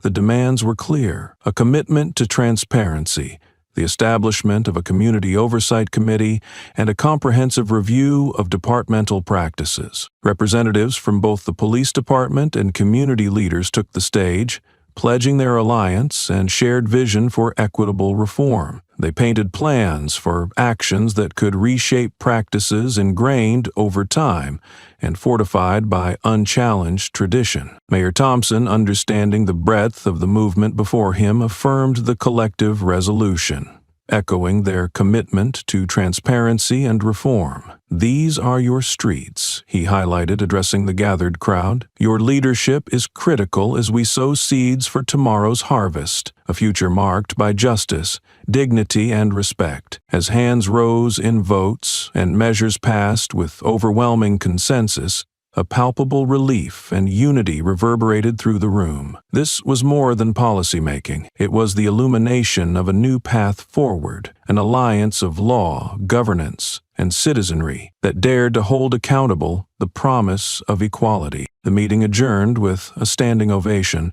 one that carried not only the resonance of this shared moment, but the spirit of a community whose voices had, for far too long, strained to be heard above the din of complacency. As Henry and Andre stepped back into the sunlit day, their senses filled with the crescendo of new beginnings, the gravity of the work left ahead balanced by the symmetry of accomplishment. In reshaping the framework of their town, they invited others to linger at intersections of hope and justice, to embody the voices whose echoes garner strength in numbers. What initiatives can you ignite within your community to spearhead justice and equality? Lend your voice to our evolving dialogue and let us know how you're leading change. As the town hall meeting's energy spilled over into the streets, the citizens of Oak Avenue found themselves at crossroads, metaphysical and literal. The measures passed inside the hall were the first bricks in a bridge to change. Yet the journey to unite disparate parts of the community was just beginning. Sunlight cascaded across clusters of people on the sidewalks,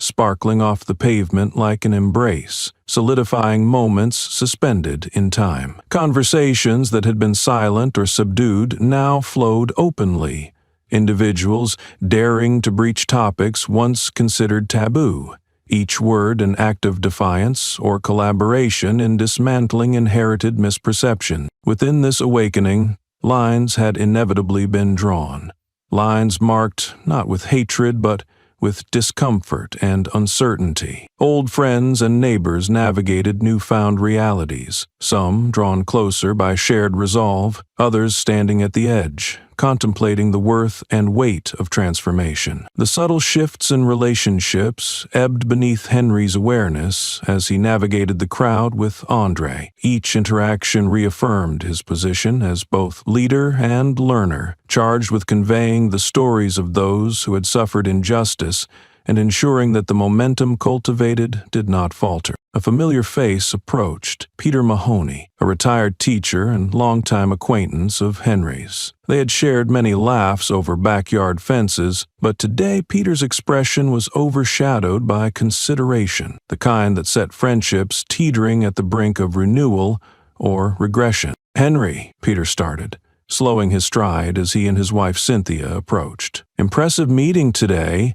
You really got the community moving." His words were measured, canvassed by the weight of thoughts left unspoken. "Thanks, Peter," Henry replied, the cordiality dancing between formal and familiar as they immersed themselves in the nuanced dance of understanding differences anew. Peter hesitated, glancing at Cynthia, whose hand held his with supportive firmness. "I've been thinking a lot, about everything that's been happening. Cynthia and I, we're trying to learn, reading about privilege, reflecting on what it means for us." Henry nodded, recognizing in Peter's admission a journey begun, tentative yet sincere. "I understand, Pate. We've all got things to learn, or unlearn, I suppose. But that willingness to reflect and adjust, that counts for a lot." Their candid exchange, while slightly awkward, underscored the crests and valleys faced in navigating dialogue laden with legacy. In their moment of crossing such lines, society's very definition stood challenged, neither victim nor change agent, but both, together, in pursuit of a new equilibrium. Across the street, Anne-Marie, a young activist inspired by the protest, found herself deep in discussion with her childhood friend Lucas. They were caught in one of these freshly drawn lines, a demarcation between allyship and apathy. "You've joined them, have you?" Lucas asked, teasingly, yet edged with the curiosity of those unprepared for the call to action. He had always known Anne-Marie to feel strongly, yet witnessing her actively at the forefront provoked analysis of his own place within the evolving societal landscape. "It's not about joining a side, Lucas," Anne-Marie replied, each word carrying conviction born from nights spent at the kitchen table, armed with articles and illuminated by humane determination. "It's about recognizing what's right and lending our voices to amplify what needs change." Lucas contemplated this, envisioning edges where their worldview had once aligned, now reshaped by perspectives he had not previously had to reconsider. Henry, overhearing snippets of their exchange, logged each interaction as validation for the community's progress, a demonstration of discourse that, though challenging, indicated steps toward informed cohesion rather than fracturing. As the day unfolded, painted in hues of dawning potential, Henry and Andre moved with purpose through their town. Faces greeted them with honest smiles and expressions weighted by the gravity of choice, echoing a shared reality they all now must face. Lines once dividing fell by the wayside, replaced by intersections brimming with compromise. Human bridges finding steady footing, the work ahead constructing previously unfathomed connections. And as everyone navigated these territories, Henry realized, community itself became similarly tasked with reaching deeper to engage genuinely with its constellations of stories. As Henry and Andre paused at the town square near its commemorative oak tree, the very symbol of strength and longevity, Henry's gaze followed the rise of the branches into the sky. This tree Garono, the enduring symbol of Oak Avenue, had witnessed the town's progression over decades, and as community members, laden with history both painful and redemptive, embraced opportunities to transform, it would bear witness to the triumph of reconciliation, forged in reality as they found. And each line, drawn anew, was marked a choice, a commitment to stand at the intersection of past and potential, where shared understanding heralded the shaping of a renewed community. Where do you stand on the lines within your community, and how will you bridge them? Share your experiences and join our ever-growing dialogue for change. The quiet hum of early evening settled around Officer Carter as he sat at his kitchen table, the remnants of the day's light casting long shadows that danced gently on the walls. The burdens forged from recent revelations pressed upon him with palpable weight, their roots extending deep into his consciousness like tendrils creeping over unsteady ground. The conversation with Henry and Andre had left an indelible mark, compelling him to navigate through the labyrinth of ingrained biases and confront the truths that dwelt within uncomfortable corners of his soul. A single phrase from that meeting reverberated within him. It's not just about the uniform, but the person wearing it. And as he nursed a mug of black coffee, Carter pondered the perspective-shifting echo of those words. They called for introspection, demanding him to dissect not just his actions, but the motives that underpinned them. His mind flashed through moments of his career, the pride of achievements, the respect of colleagues, yet now shadowed by the awareness that his understanding of duty had long been incomplete. Lena, his wife, a partner whose love had remained steadfast through tumultuous times, entered quietly, sensing the storm of thoughts racked with cacophonic severity. She approached him with the gentlest of intentions, setting a plate of dinner before him, though it was forgotten alongside the tempest swirling in his mind. "Long day, huh?" she ventured, her voice a soothing balm on his restless spirit. Carter leaned back in his chair, exhaling deeply as his eyes found hers. "More than that. Change is coming, Lena, and it's pulling me along with it, whether I'm ready or not." Lena sat down across from him, resting her chin on her fingers, reflecting a depth of empathy only those bonded by shared lives could convey. "You've got to start somewhere, Carter, facing what you've learned. Isn't that a part of being a good cop? Hell, a decent human being?" Her words struck a chord within him, resonating like the gentle pluck of strings tuned to compassion's frequency. Her perspective inspired not condemnation for past deeds, but encouragement to guide steps toward a different future, one rooted in understanding and growth. "I spoke with Henry Bolton today," Carter confessed after a stretch of silence, the admission itself a testament to the paradigm shift initiated by that discourse. Seeing him,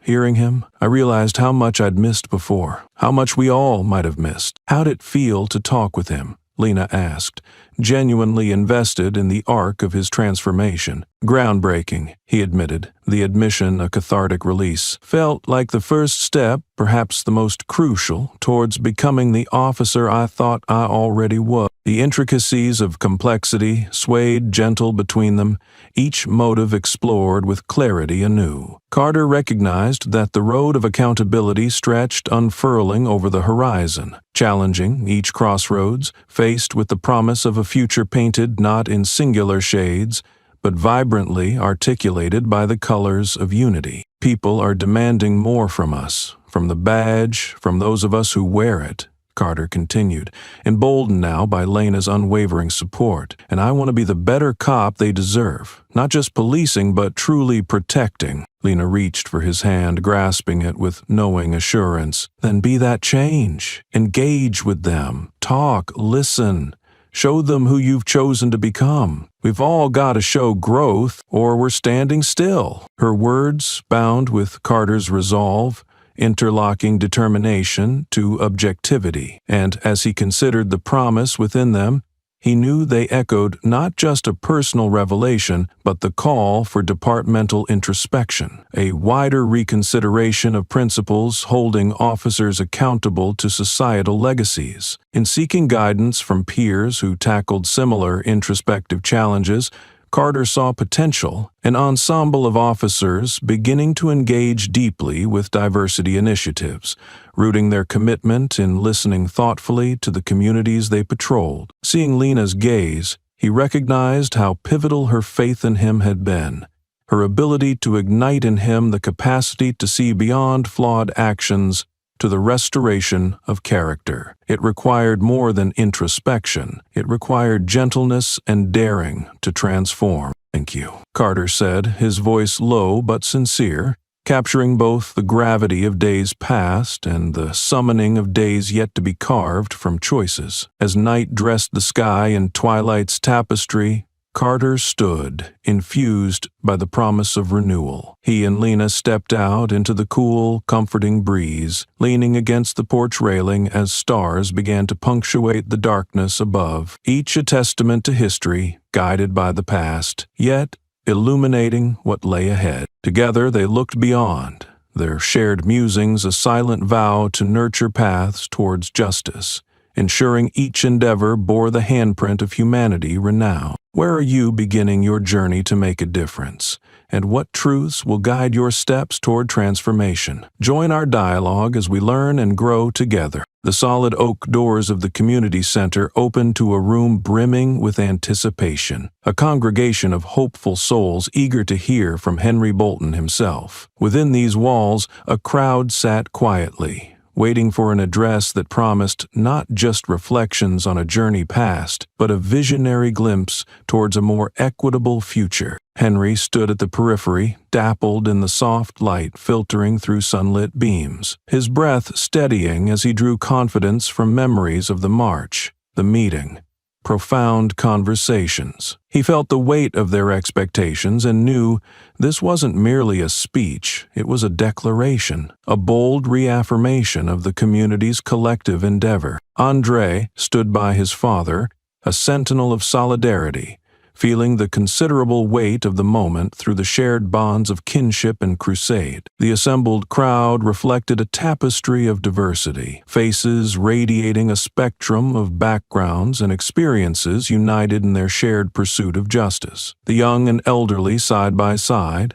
activists and allies intermixed, each threading their own stories into the fabric Henry was about to address. As Henry moved to the stage, the room hushed, anticipation palpable in the stillness. He paused, catching sight of familiar faces, individuals who had grown alongside him, whose support had illuminated paths during arduous times. With a nod to André, Henry began, his voice a sonorous melody of conviction echoing through the assembly. "Thank you all for being here," he started, the sincerity in his words as powerful as the history sewn into them. "This isn't just my story to tell, it's ours, a narrative woven from the threads of struggle and survival, sewn with the hands of those who stood defiantly through adversity." His gaze swept across the room, meeting eyes brimming with shared intent, allowing the moments before his words to anchor him. These were the people standing on the precipice of possibility, dedicated to not just listening,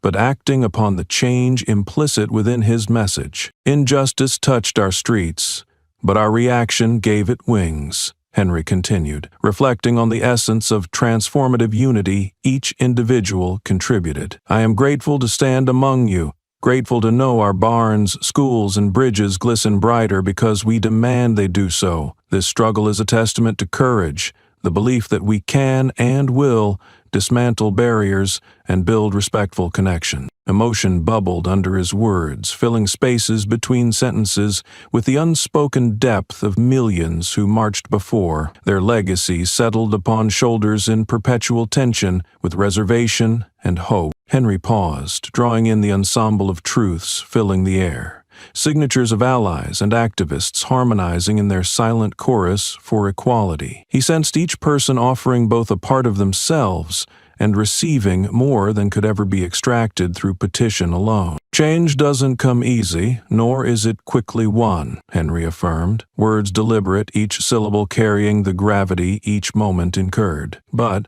that march we took, those steps, defined by the messages we shared, and will continue to define futures ahead," his words sank like an anchor into the room, steady, immovable, faces lifted with recognition, realization articulating the momentum shrouded within individual dedications, and the joint declaration of purpose forged together. "Each of you who dares to hope and envision allows us to move hearts, stirring dormant dreams into action, courage into reality," Henry continued, his determination echoing among the crowd. "Our community has waited long enough, and now it's time to walk the walk we started. Whether in dialogue or defiance, your voice matters, your actions essential." André, standing nearby, beamed with pride and conviction, grateful for the convergence of circumstance and vision that had widened the avenue for justice. He knew his father's words,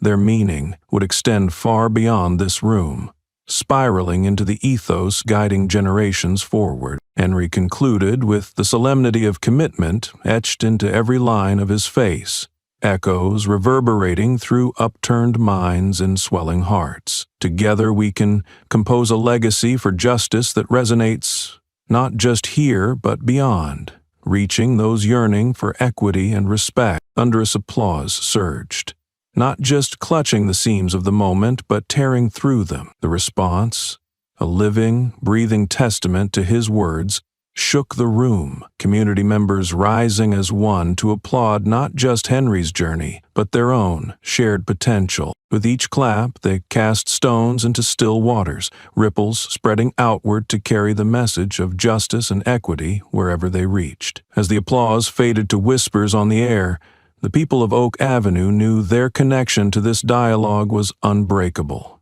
held firm by the realization that together they could achieve extraordinary feats. As Henry stepped off the stage, hugged by waves of gratitude and renewed energy, he realized this address was but a new beginning, a foundation grounded in action promised, roots grounded in shared humanity. What story can you share? A spark of resilience to help guide our movement toward justice and equality. Join our dialogue and let your voice resonate as one with ours. The glow of accomplishment and shared commitment lingered as the crowd trickled out of the community center.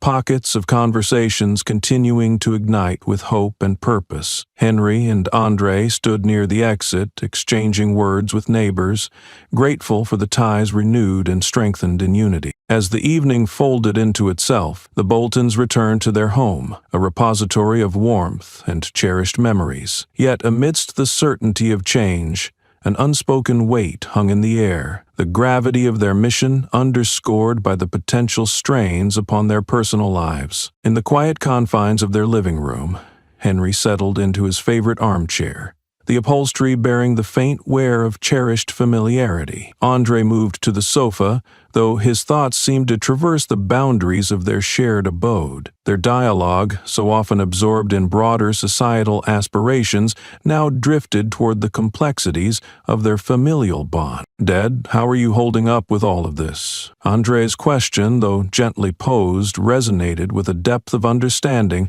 that came from being an intrinsic part of their intertwined journey. Henry paused, considering. His heart beat its steady rhythm, familiar yet now more distinctly felt amidst the ebb and flow of ongoing repercussions. "I'm managing," he replied, the simple admission carrying layers of contemplation. "The noise from outside these walls is loud, but you being here, well, it means more than I can put into words." Their eyes met, bridging the gap between them, an exchange enriched by mutual respect, carefully cultivated. Andre's return had infused Henry's mission with a renewed vigor, yet the father-son dynamic had grown richer, more layered, as they explored the complexities of standing side by side in this fight. "You've always shown me what it means to hold the line, even when the world seemed indifferent," Andre responded, the sentiment digging into the roots of their shared history. "But I worry too. Sometimes I forget that we can also be vulnerable, especially to the demands being placed on us." Henry nodded, understanding weaving through Andre's words, a sentiment he reciprocated deeply.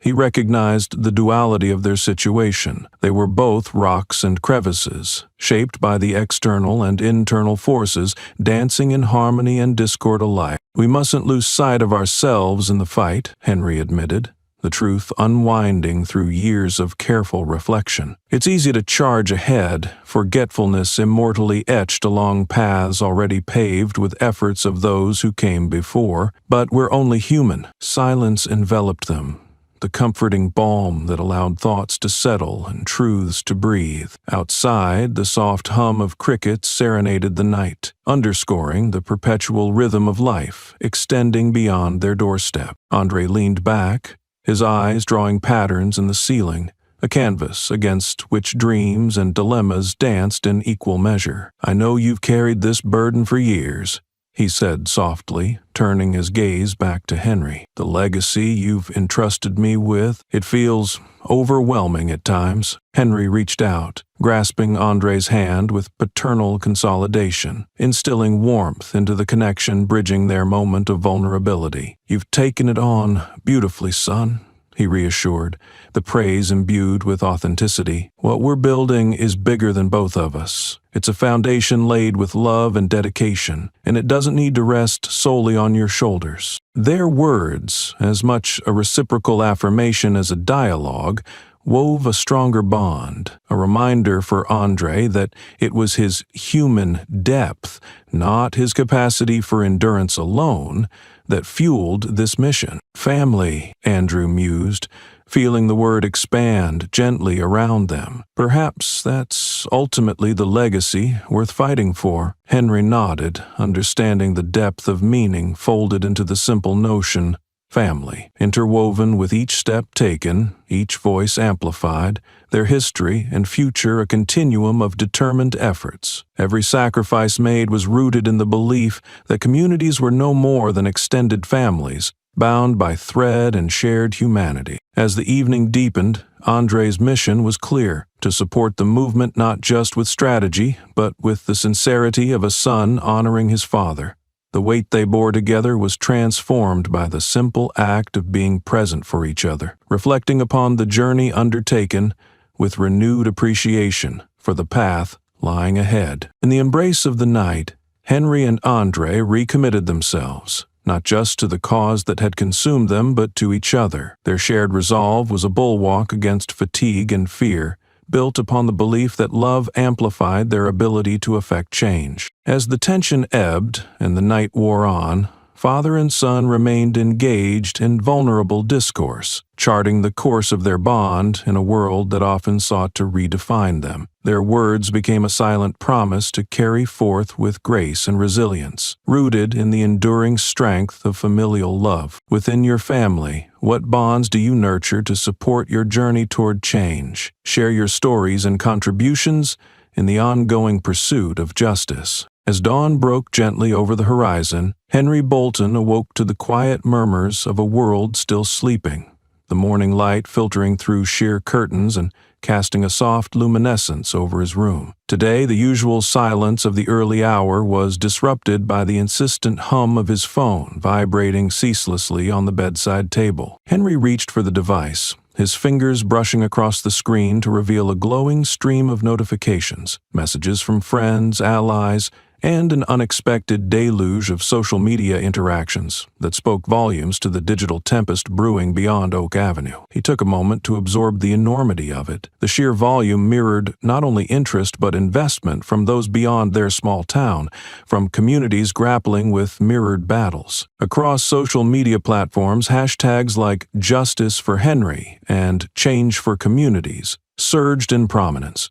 Communities galvanized by the Bolton narrative, weaving their own stories into this shared digital tapestry. Each story, each comment was a connection, a digital thread linking individual lives into a collective drive for justice. Henry knew this digital awakening was a conduit for awareness, a channel by which narratives of equity and reform could bend into global conversations. His story was no longer just his own. It had ignited a worldwide reckoning through pixels and screens, through posts and shares, as people found resonance in his resilient march toward change. Downstairs, Andre was already at work, his face lit by the glow of his laptop screen, where various tabs clattered with active conversations. The sound of cause-energy constructive discord, as online forums buzzed with debates over policy and prejudice, resonated through digital airwaves. "Morning, Dad,"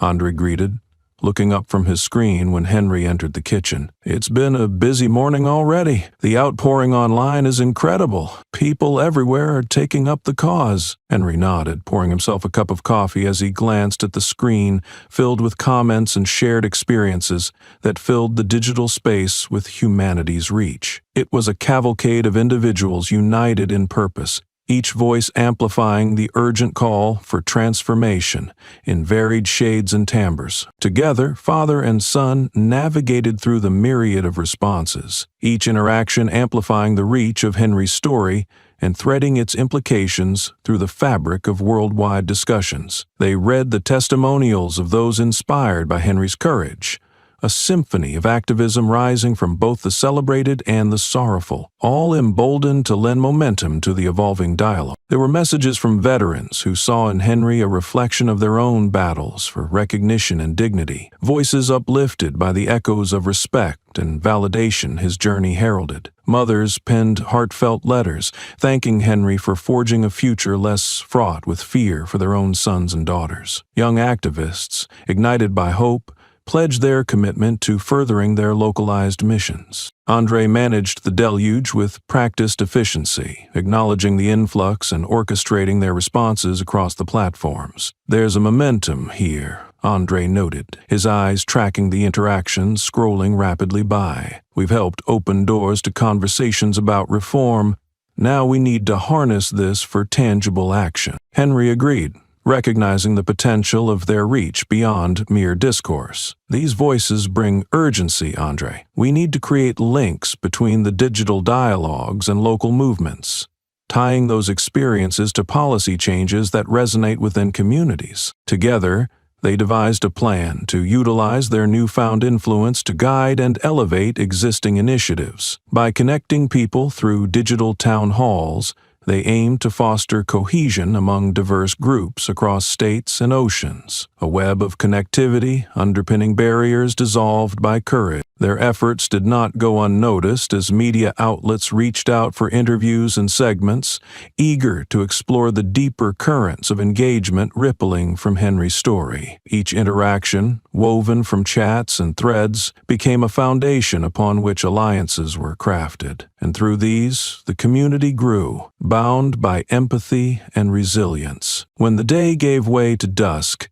Henry and Andre prepared to host their first virtual panel, with community leaders and activists joining from locations as varied as the challenges they encountered. The air recalled tranquility, harboring the excitation of anticipation. A mosaic of faces filled the screen, some known, others familiar only through stories shared across the digital divide. As dialogue unfurled, Henry realized the power inherent in their convergence, not merely stories collected, but lives interwoven, bolstered by shared intent. Through dynamic conversations about systemic reform and communal accountability, the participants laid the groundwork for coalitions poised to effect lasting change. The pivoting dynamics revealed opportunities across a breadth of industries and sectors, everything from policing to education reform. And as the link transpired between participants,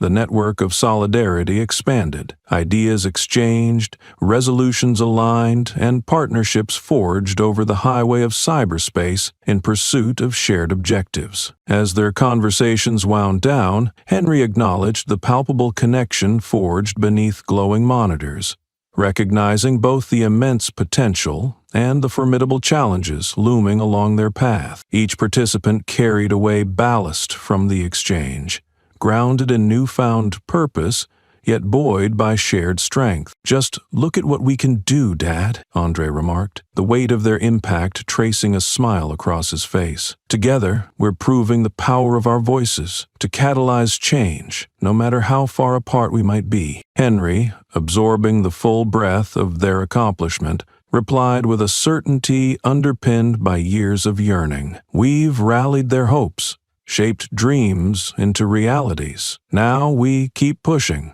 ensuring these bridges remain accessible for every voice to find its path." Where do you see your place in the digital conversation for justice? Let your voice add to the collective dialogue moving us forward. The rhythms of daily life in Oak Avenue resumed amidst whispers of change, a change that had made its residency felt in the calligraphic stories shared by its people over the last few weeks. Yet the resounding echoes of Henry Bolton's journey continued to pulse just beneath the surface, woven intricately into the fabric of the town's narrative, binding its beings into a cohesive current. On this particular morning, the birds sang a brighter song, as if heralding new beginnings. Henry stood at the window observing the scenery, drenched in morning light. Every shadow and slant of light reminded him that While yesterday was behind them, today's promises still awaited fulfillment. The ring of the doorbell jarred Henry from his reverie. He opened the door to find Olivia Carmichael, the intrepid journalist whose coverage had helped transition their local narrative into a widespread movement, standing on the threshold with a smile both eager and kind. "Henry, I didn't mean to catch you this early," Olivia apologized with warmth that belied her professionalism. "I have some updates regarding your story's ripple effect, and I thought it better to share in person." "Come on in, Olivia," Henry said, welcoming her into the cozy embrace of his home. The experiences gathered within these walls hung in the air like a tapestry of triumph and tenacity. As they settled into the living room, Olivia wasted no time in detailing the surge of momentum generated by the shared accounts and experiences highlighted within her article segments. She described the breadth of engagement and optimism inspired nationally, a beacon that shone with the promise of continuing change. "The response has been overwhelming," Olivia noted, her notebook cradled in her hand the same way a bard carries tales. "People are reaching out, not just for interviews, but with plans to support the movement. They want to know how they can contribute to the push for equitable reforms." Henry listened intently, buoyed by the reconfirmation of his story's impact, but moreover reflecting on the resilience imbued within those who had bridged across barriers to join and strengthen the fight. "You've inspired them, Henry," Olivier continued, her tone a mixture of admiration and determination to help piece the unfolding puzzle into a united front. "It's more than just your story. It's the catalyst for something profound, already touching corners of the country we hadn't considered." Andre joined them then, drawn by the conversation ringing with truths he was intimately connected to. The spark in Olivia's voice conveyed her belief in the potential of every cause ignited by their tale. "I've been thinking about how we can capitalize on this energy," Andrew said, handing a fresh cup of coffee to Olivia. "Perhaps there's a way to channel this growing network into tangible footprints of change in communities nationwide, beyond just forums and panel talks." Henry nodded in agreement, envisioning the mosaic of actions commingling as a symphony of change, each note playing a part in composing a larger score of equality and justice. "We should consider reaching out to civically engaged organizations, offering what we've learned to inspire grassroots initiatives elsewhere," Henry suggested, his voice anchored in seasoned pragmatism. "Transform this into a guide to help others implement these changes locally." Olivia's eyes gleamed with approval at the idea, already composing strands of connection and potential articles highlighting such endeavors. As a storyteller, guiding change was more than capturing moments. It was about ensuring those moments bloomed beyond her pages. As their dialogue deepened into strategy mapping connections between changing communities and persistent advocacy, Olivia shared news of an incoming event poised to punctuate their efforts with a powerful exclamation. A conference centered around justice and reform, bringing together thought leaders, advocates, and changemakers, she announced. "They're reaching out because of your influence, Henry, and they want your voice at their forum." The invitation represented more than just recognition. It was an opportunity to link what was instigated locally to broader momentum, to stand upon a dais not simply as a storyteller in his own right, but as a vanguard of the stories yet to be written across varied geographies. "I'm honored," Henry replied, grappling with the magnitude of what such an opportunity entailed. He felt the weight of pledging presence, both as an emblem of hope and a participant shaping uncharted directions. In the excitement of their planning, Henry appreciated Olivia's presence, acknowledging her dedication to conveying narratives with authenticity, crafting echoes into substance. Together, their ideas sculpted pathways beyond inherent hurdles to resonate with communities in need of encouragement and actionable insight. As they concluded their meeting, Henry saw reflected in Olivia's eyes the same determination he found every morning when grappling within this arena. It wasn't merely the spark of life's temporary triumphs, but the enduring legacy strived for through perseverance and belief. As she left, Henry and Andre remained in embrace, with this symbiotic partnership founded upon shared mission. They knew that with stories powered by ideation reached through supportive hands, tomorrow sparkled with the potential of transformation sought beneath unwavering stars. What role do you see storytelling playing in driving societal change?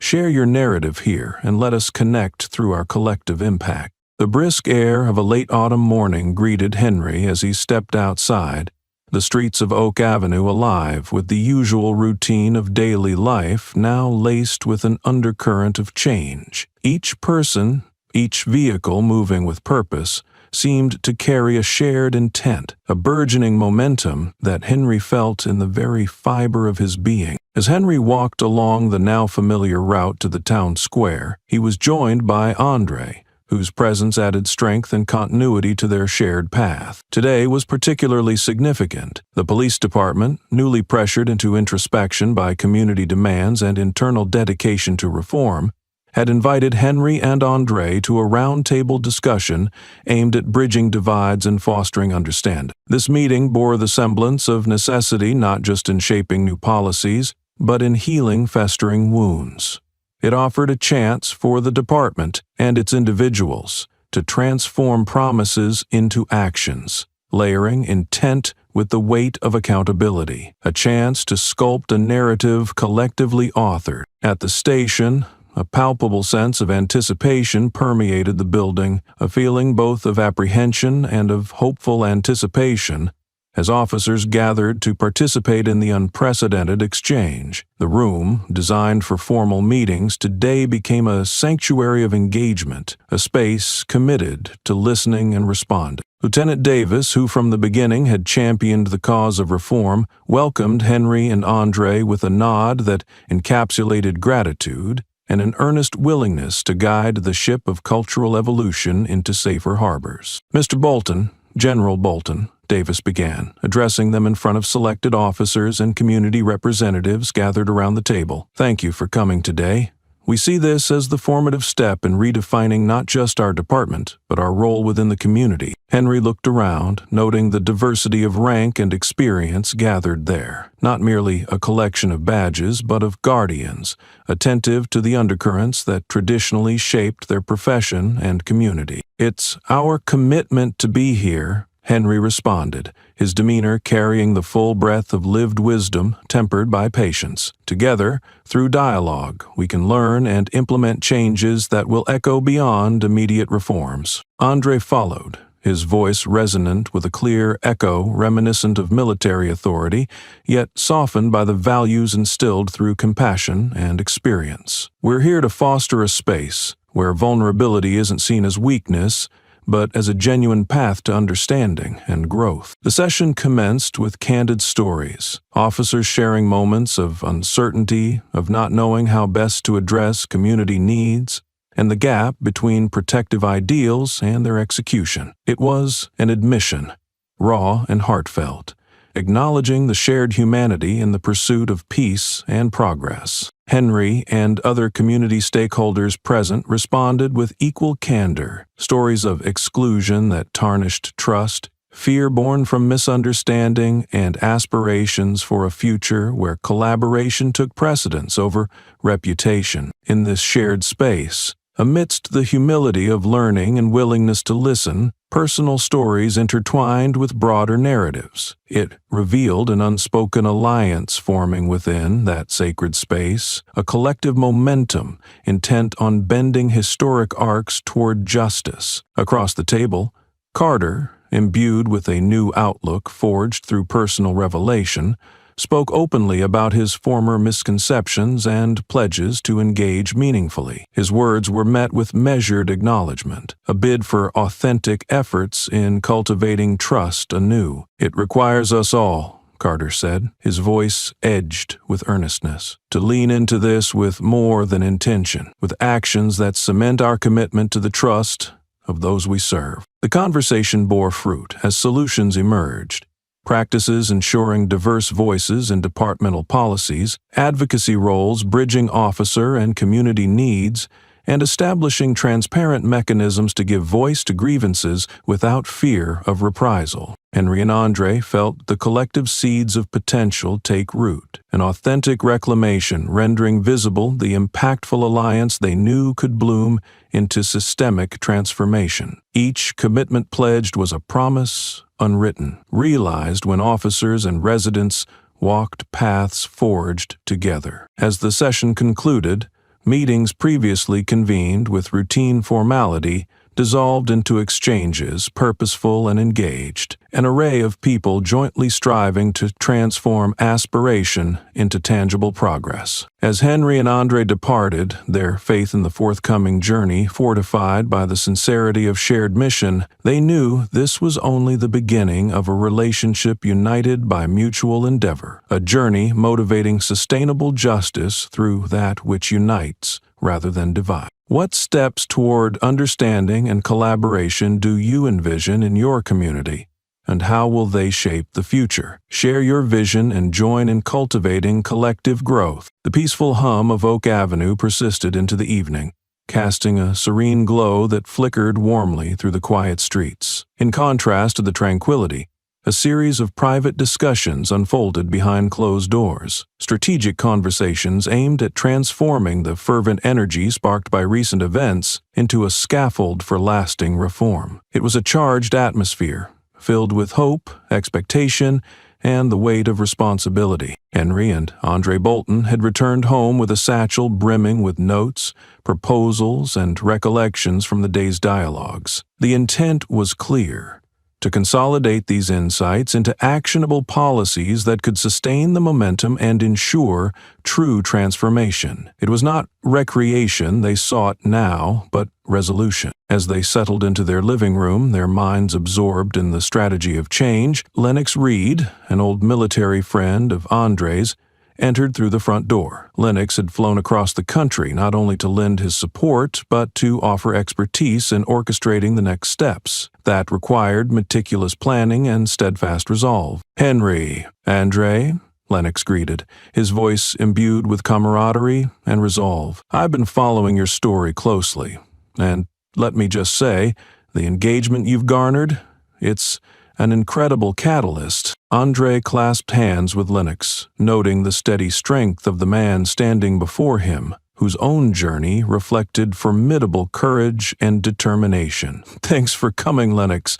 We could use your insight in making this work sustainable and far-reaching." They gathered around the dining table, adorned with charts, drafts, and the occasional steaming mug, their organized effort reminding them their fight was anchored in both heart and strategy, drawing inspiration and guidance from battles both historical and personal. The dialogue began with Henry setting objectives. "We need to redirect this momentum into long-term impact. Tonight, let's focus on 3 key aspects: enhancing community oversight, fostering education-based initiatives on equity, and establishing ongoing dialogues with law enforcement." Lennox nodded, drawing from his own experiences in military reform and human-centric policy development. "Count me in. We can look into adaptable models from the military, systems enabling accountability without sacrificing cohesion." Andre gestured toward the map of the town, pins marking potential points of outreach. "By ensuring the community is actively involved in oversight roles, we create a transparency loop that continually fosters trust." They discussed the potential for a community advisory board, drawing members from diverse sectors, educators, civil leaders, and even youth representatives, bringing as many voices to the table as possible without overwhelming the dialogue. "Amplifying education initiatives is crucial," Lennox added, tracing through proposals with a critical eye experienced in policy development. "If we educate at grassroots levels, we inspire comprehension from the ground up, paving the way for generational understanding." They considered implementing workshops and seminars focused on diversity, with local high schools and community colleges offering supplementary courses that promoted cross-cultural respect and understanding. Each idea was layered with both practicability and thoughtfulness, paving the way for depthful integration into community ethos. Finally, Andre emphasized, establish ongoing dialogues with the police department to nurture mutual respect. We need regular forums to discuss progress and address concerns. Henry agreed, remembering the sincere conversations at the precinct earlier that day, a platform fostering honest discussions woven with vulnerability and resolve. The strength of those conversations echoed here now, fueling their determination as they constructed comprehensive frameworks to guide the future of community police relations. As the night deepened and the room filled with the soft rustling of notes and strategic brainstorming, they found validation in unity, a trinity of voices navigating historic challenges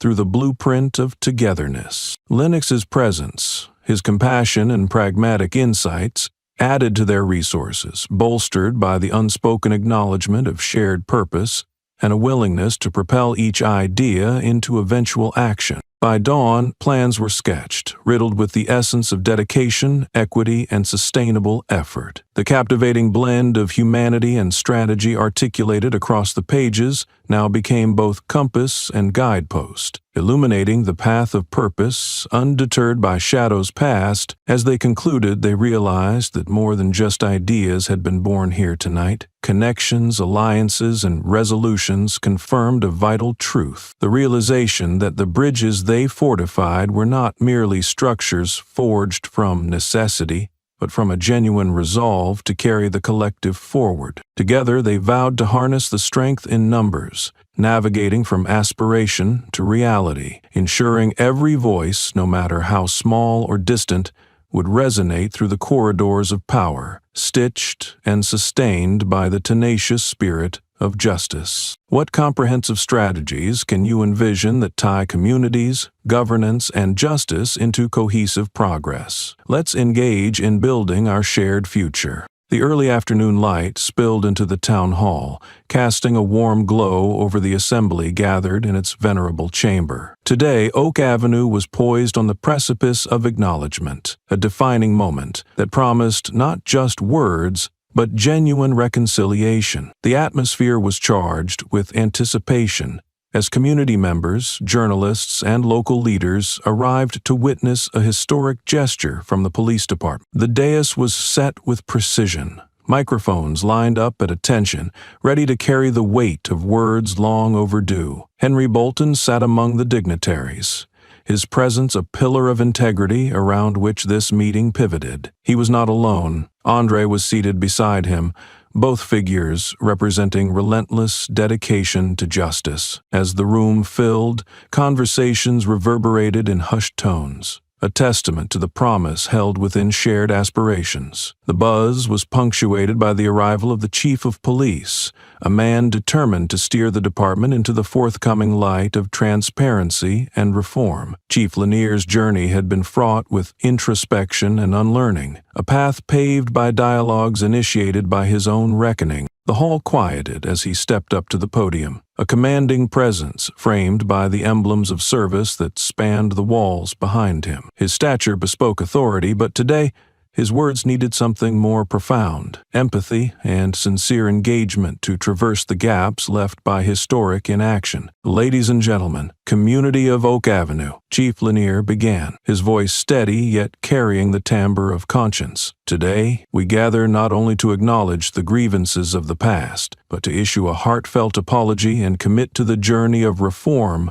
driven by your courage. His declaration resonated throughout the room, a current drawn from the heart of those present, amplifying resolve through collective breaths held in anticipation. In recent months, guided by pioneers such as Henry Bolton and many unsung heroes, Lanier continued, we've embarked on a process of transformation, looking inward to better serve outward. I stand here embracing the values of humility and unity. His words were carefully chosen, reinforcing the need for substantive trials to heal and fortify ties with the community. The crowd listened intently, some nodding gently, others reflecting quietly upon the magnitude of this moment. It was, they knew, a pivot towards change, a reckoning so profoundly needed for true reconnection. As Lanier presented the reforms laid bare, initiatives ratified through earnest discourse with stakeholders, he stopped periodically to acknowledge the profound commitment displayed by officers and citizens alike. Incentives included the establishment of the Community Advisory Board,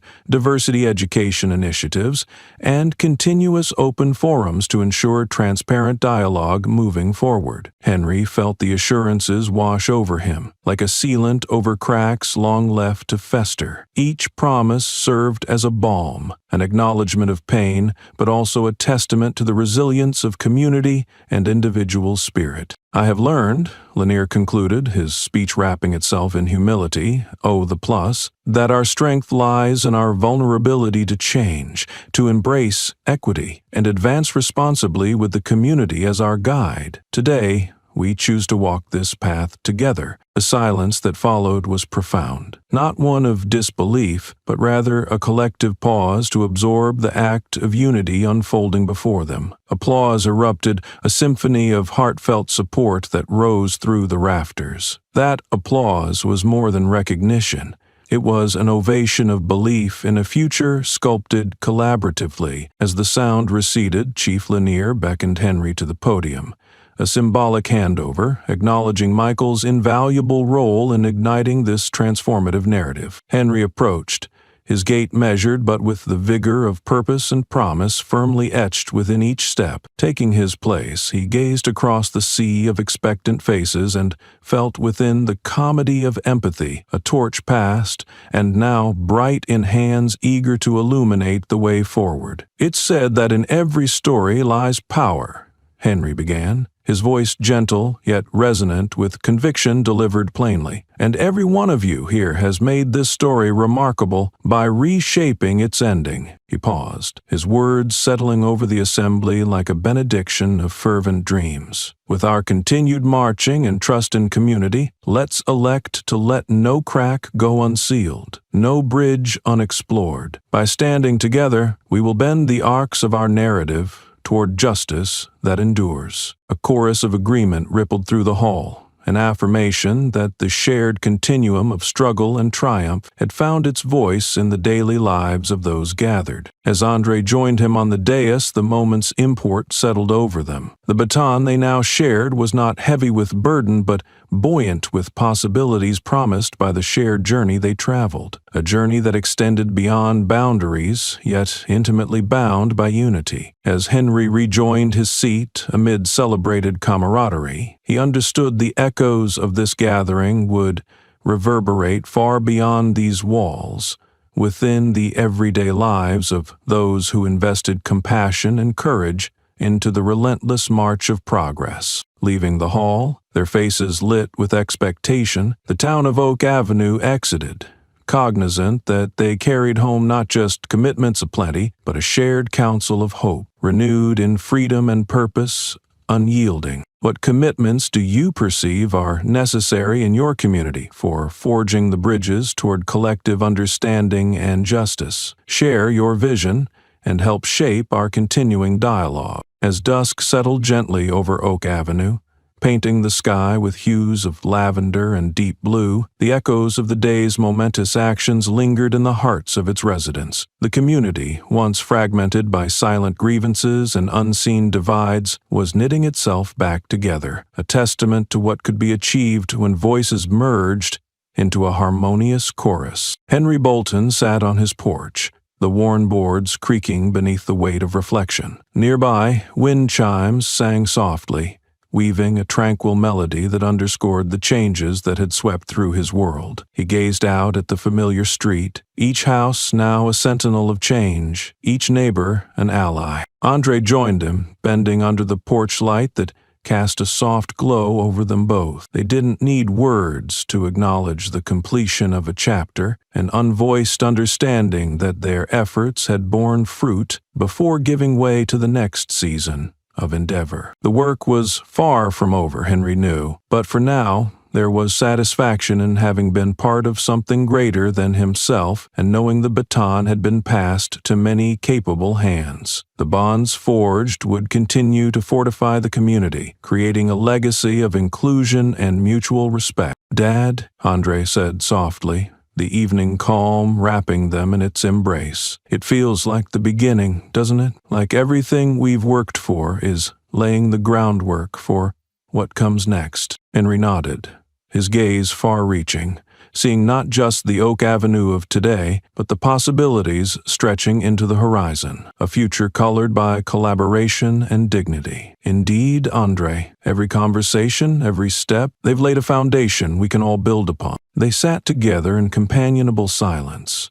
absorbed in the tranquility of the moment, knowing the power of ripples begun and the waves yet to crash upon distant shores. Though visible work awaited them, lessons to impart, dialogues to engage, it was their place within this narrative of justice and equality that burned brightly in their collective consciousness. Inside, the fire crackled warmly in the hearth, luminescence spilling into the room where family photographs were displayed, vivid reminders of the connections that spanned generations. Henry thought of Jacqueline with fondness, her spirit and indomitable resilience guiding him still, her presence felt undiminished, woven through the fabric of their lives. As the sky darkened, the town settled deeper into the embrace of night, caressed by a renewed spirit. Today had shown Henry the luminous glow emanating from shared victories, the clear, resolute flame of community undertakings forged in the crucible of unity. Around Oak Avenue, lights blinked out, one by one. Stars mirrored on earth as each household found peace in the momentum they had helped create. Their legacy would be illuminated, not just by the days they labored, but by evenings spent in quiet reflection and whispers of hope, igniting a persistent flame. As Henry's gaze lingered on the heavens, he felt a profound sense of gratitude for those who had conspired to elevate voices long silenced, and for the generations that would walk this path toward an unseen horizon. An image of his departed allies and ancestors, with Jacqueline among them, alighted his thoughts and heart with their ongoing encouragement. And as the infinite canvas of sky embraced another day's end, dreams unfurled amidst the constellations, a patchwork of progress, tied with shared purpose, threaded with aspirations,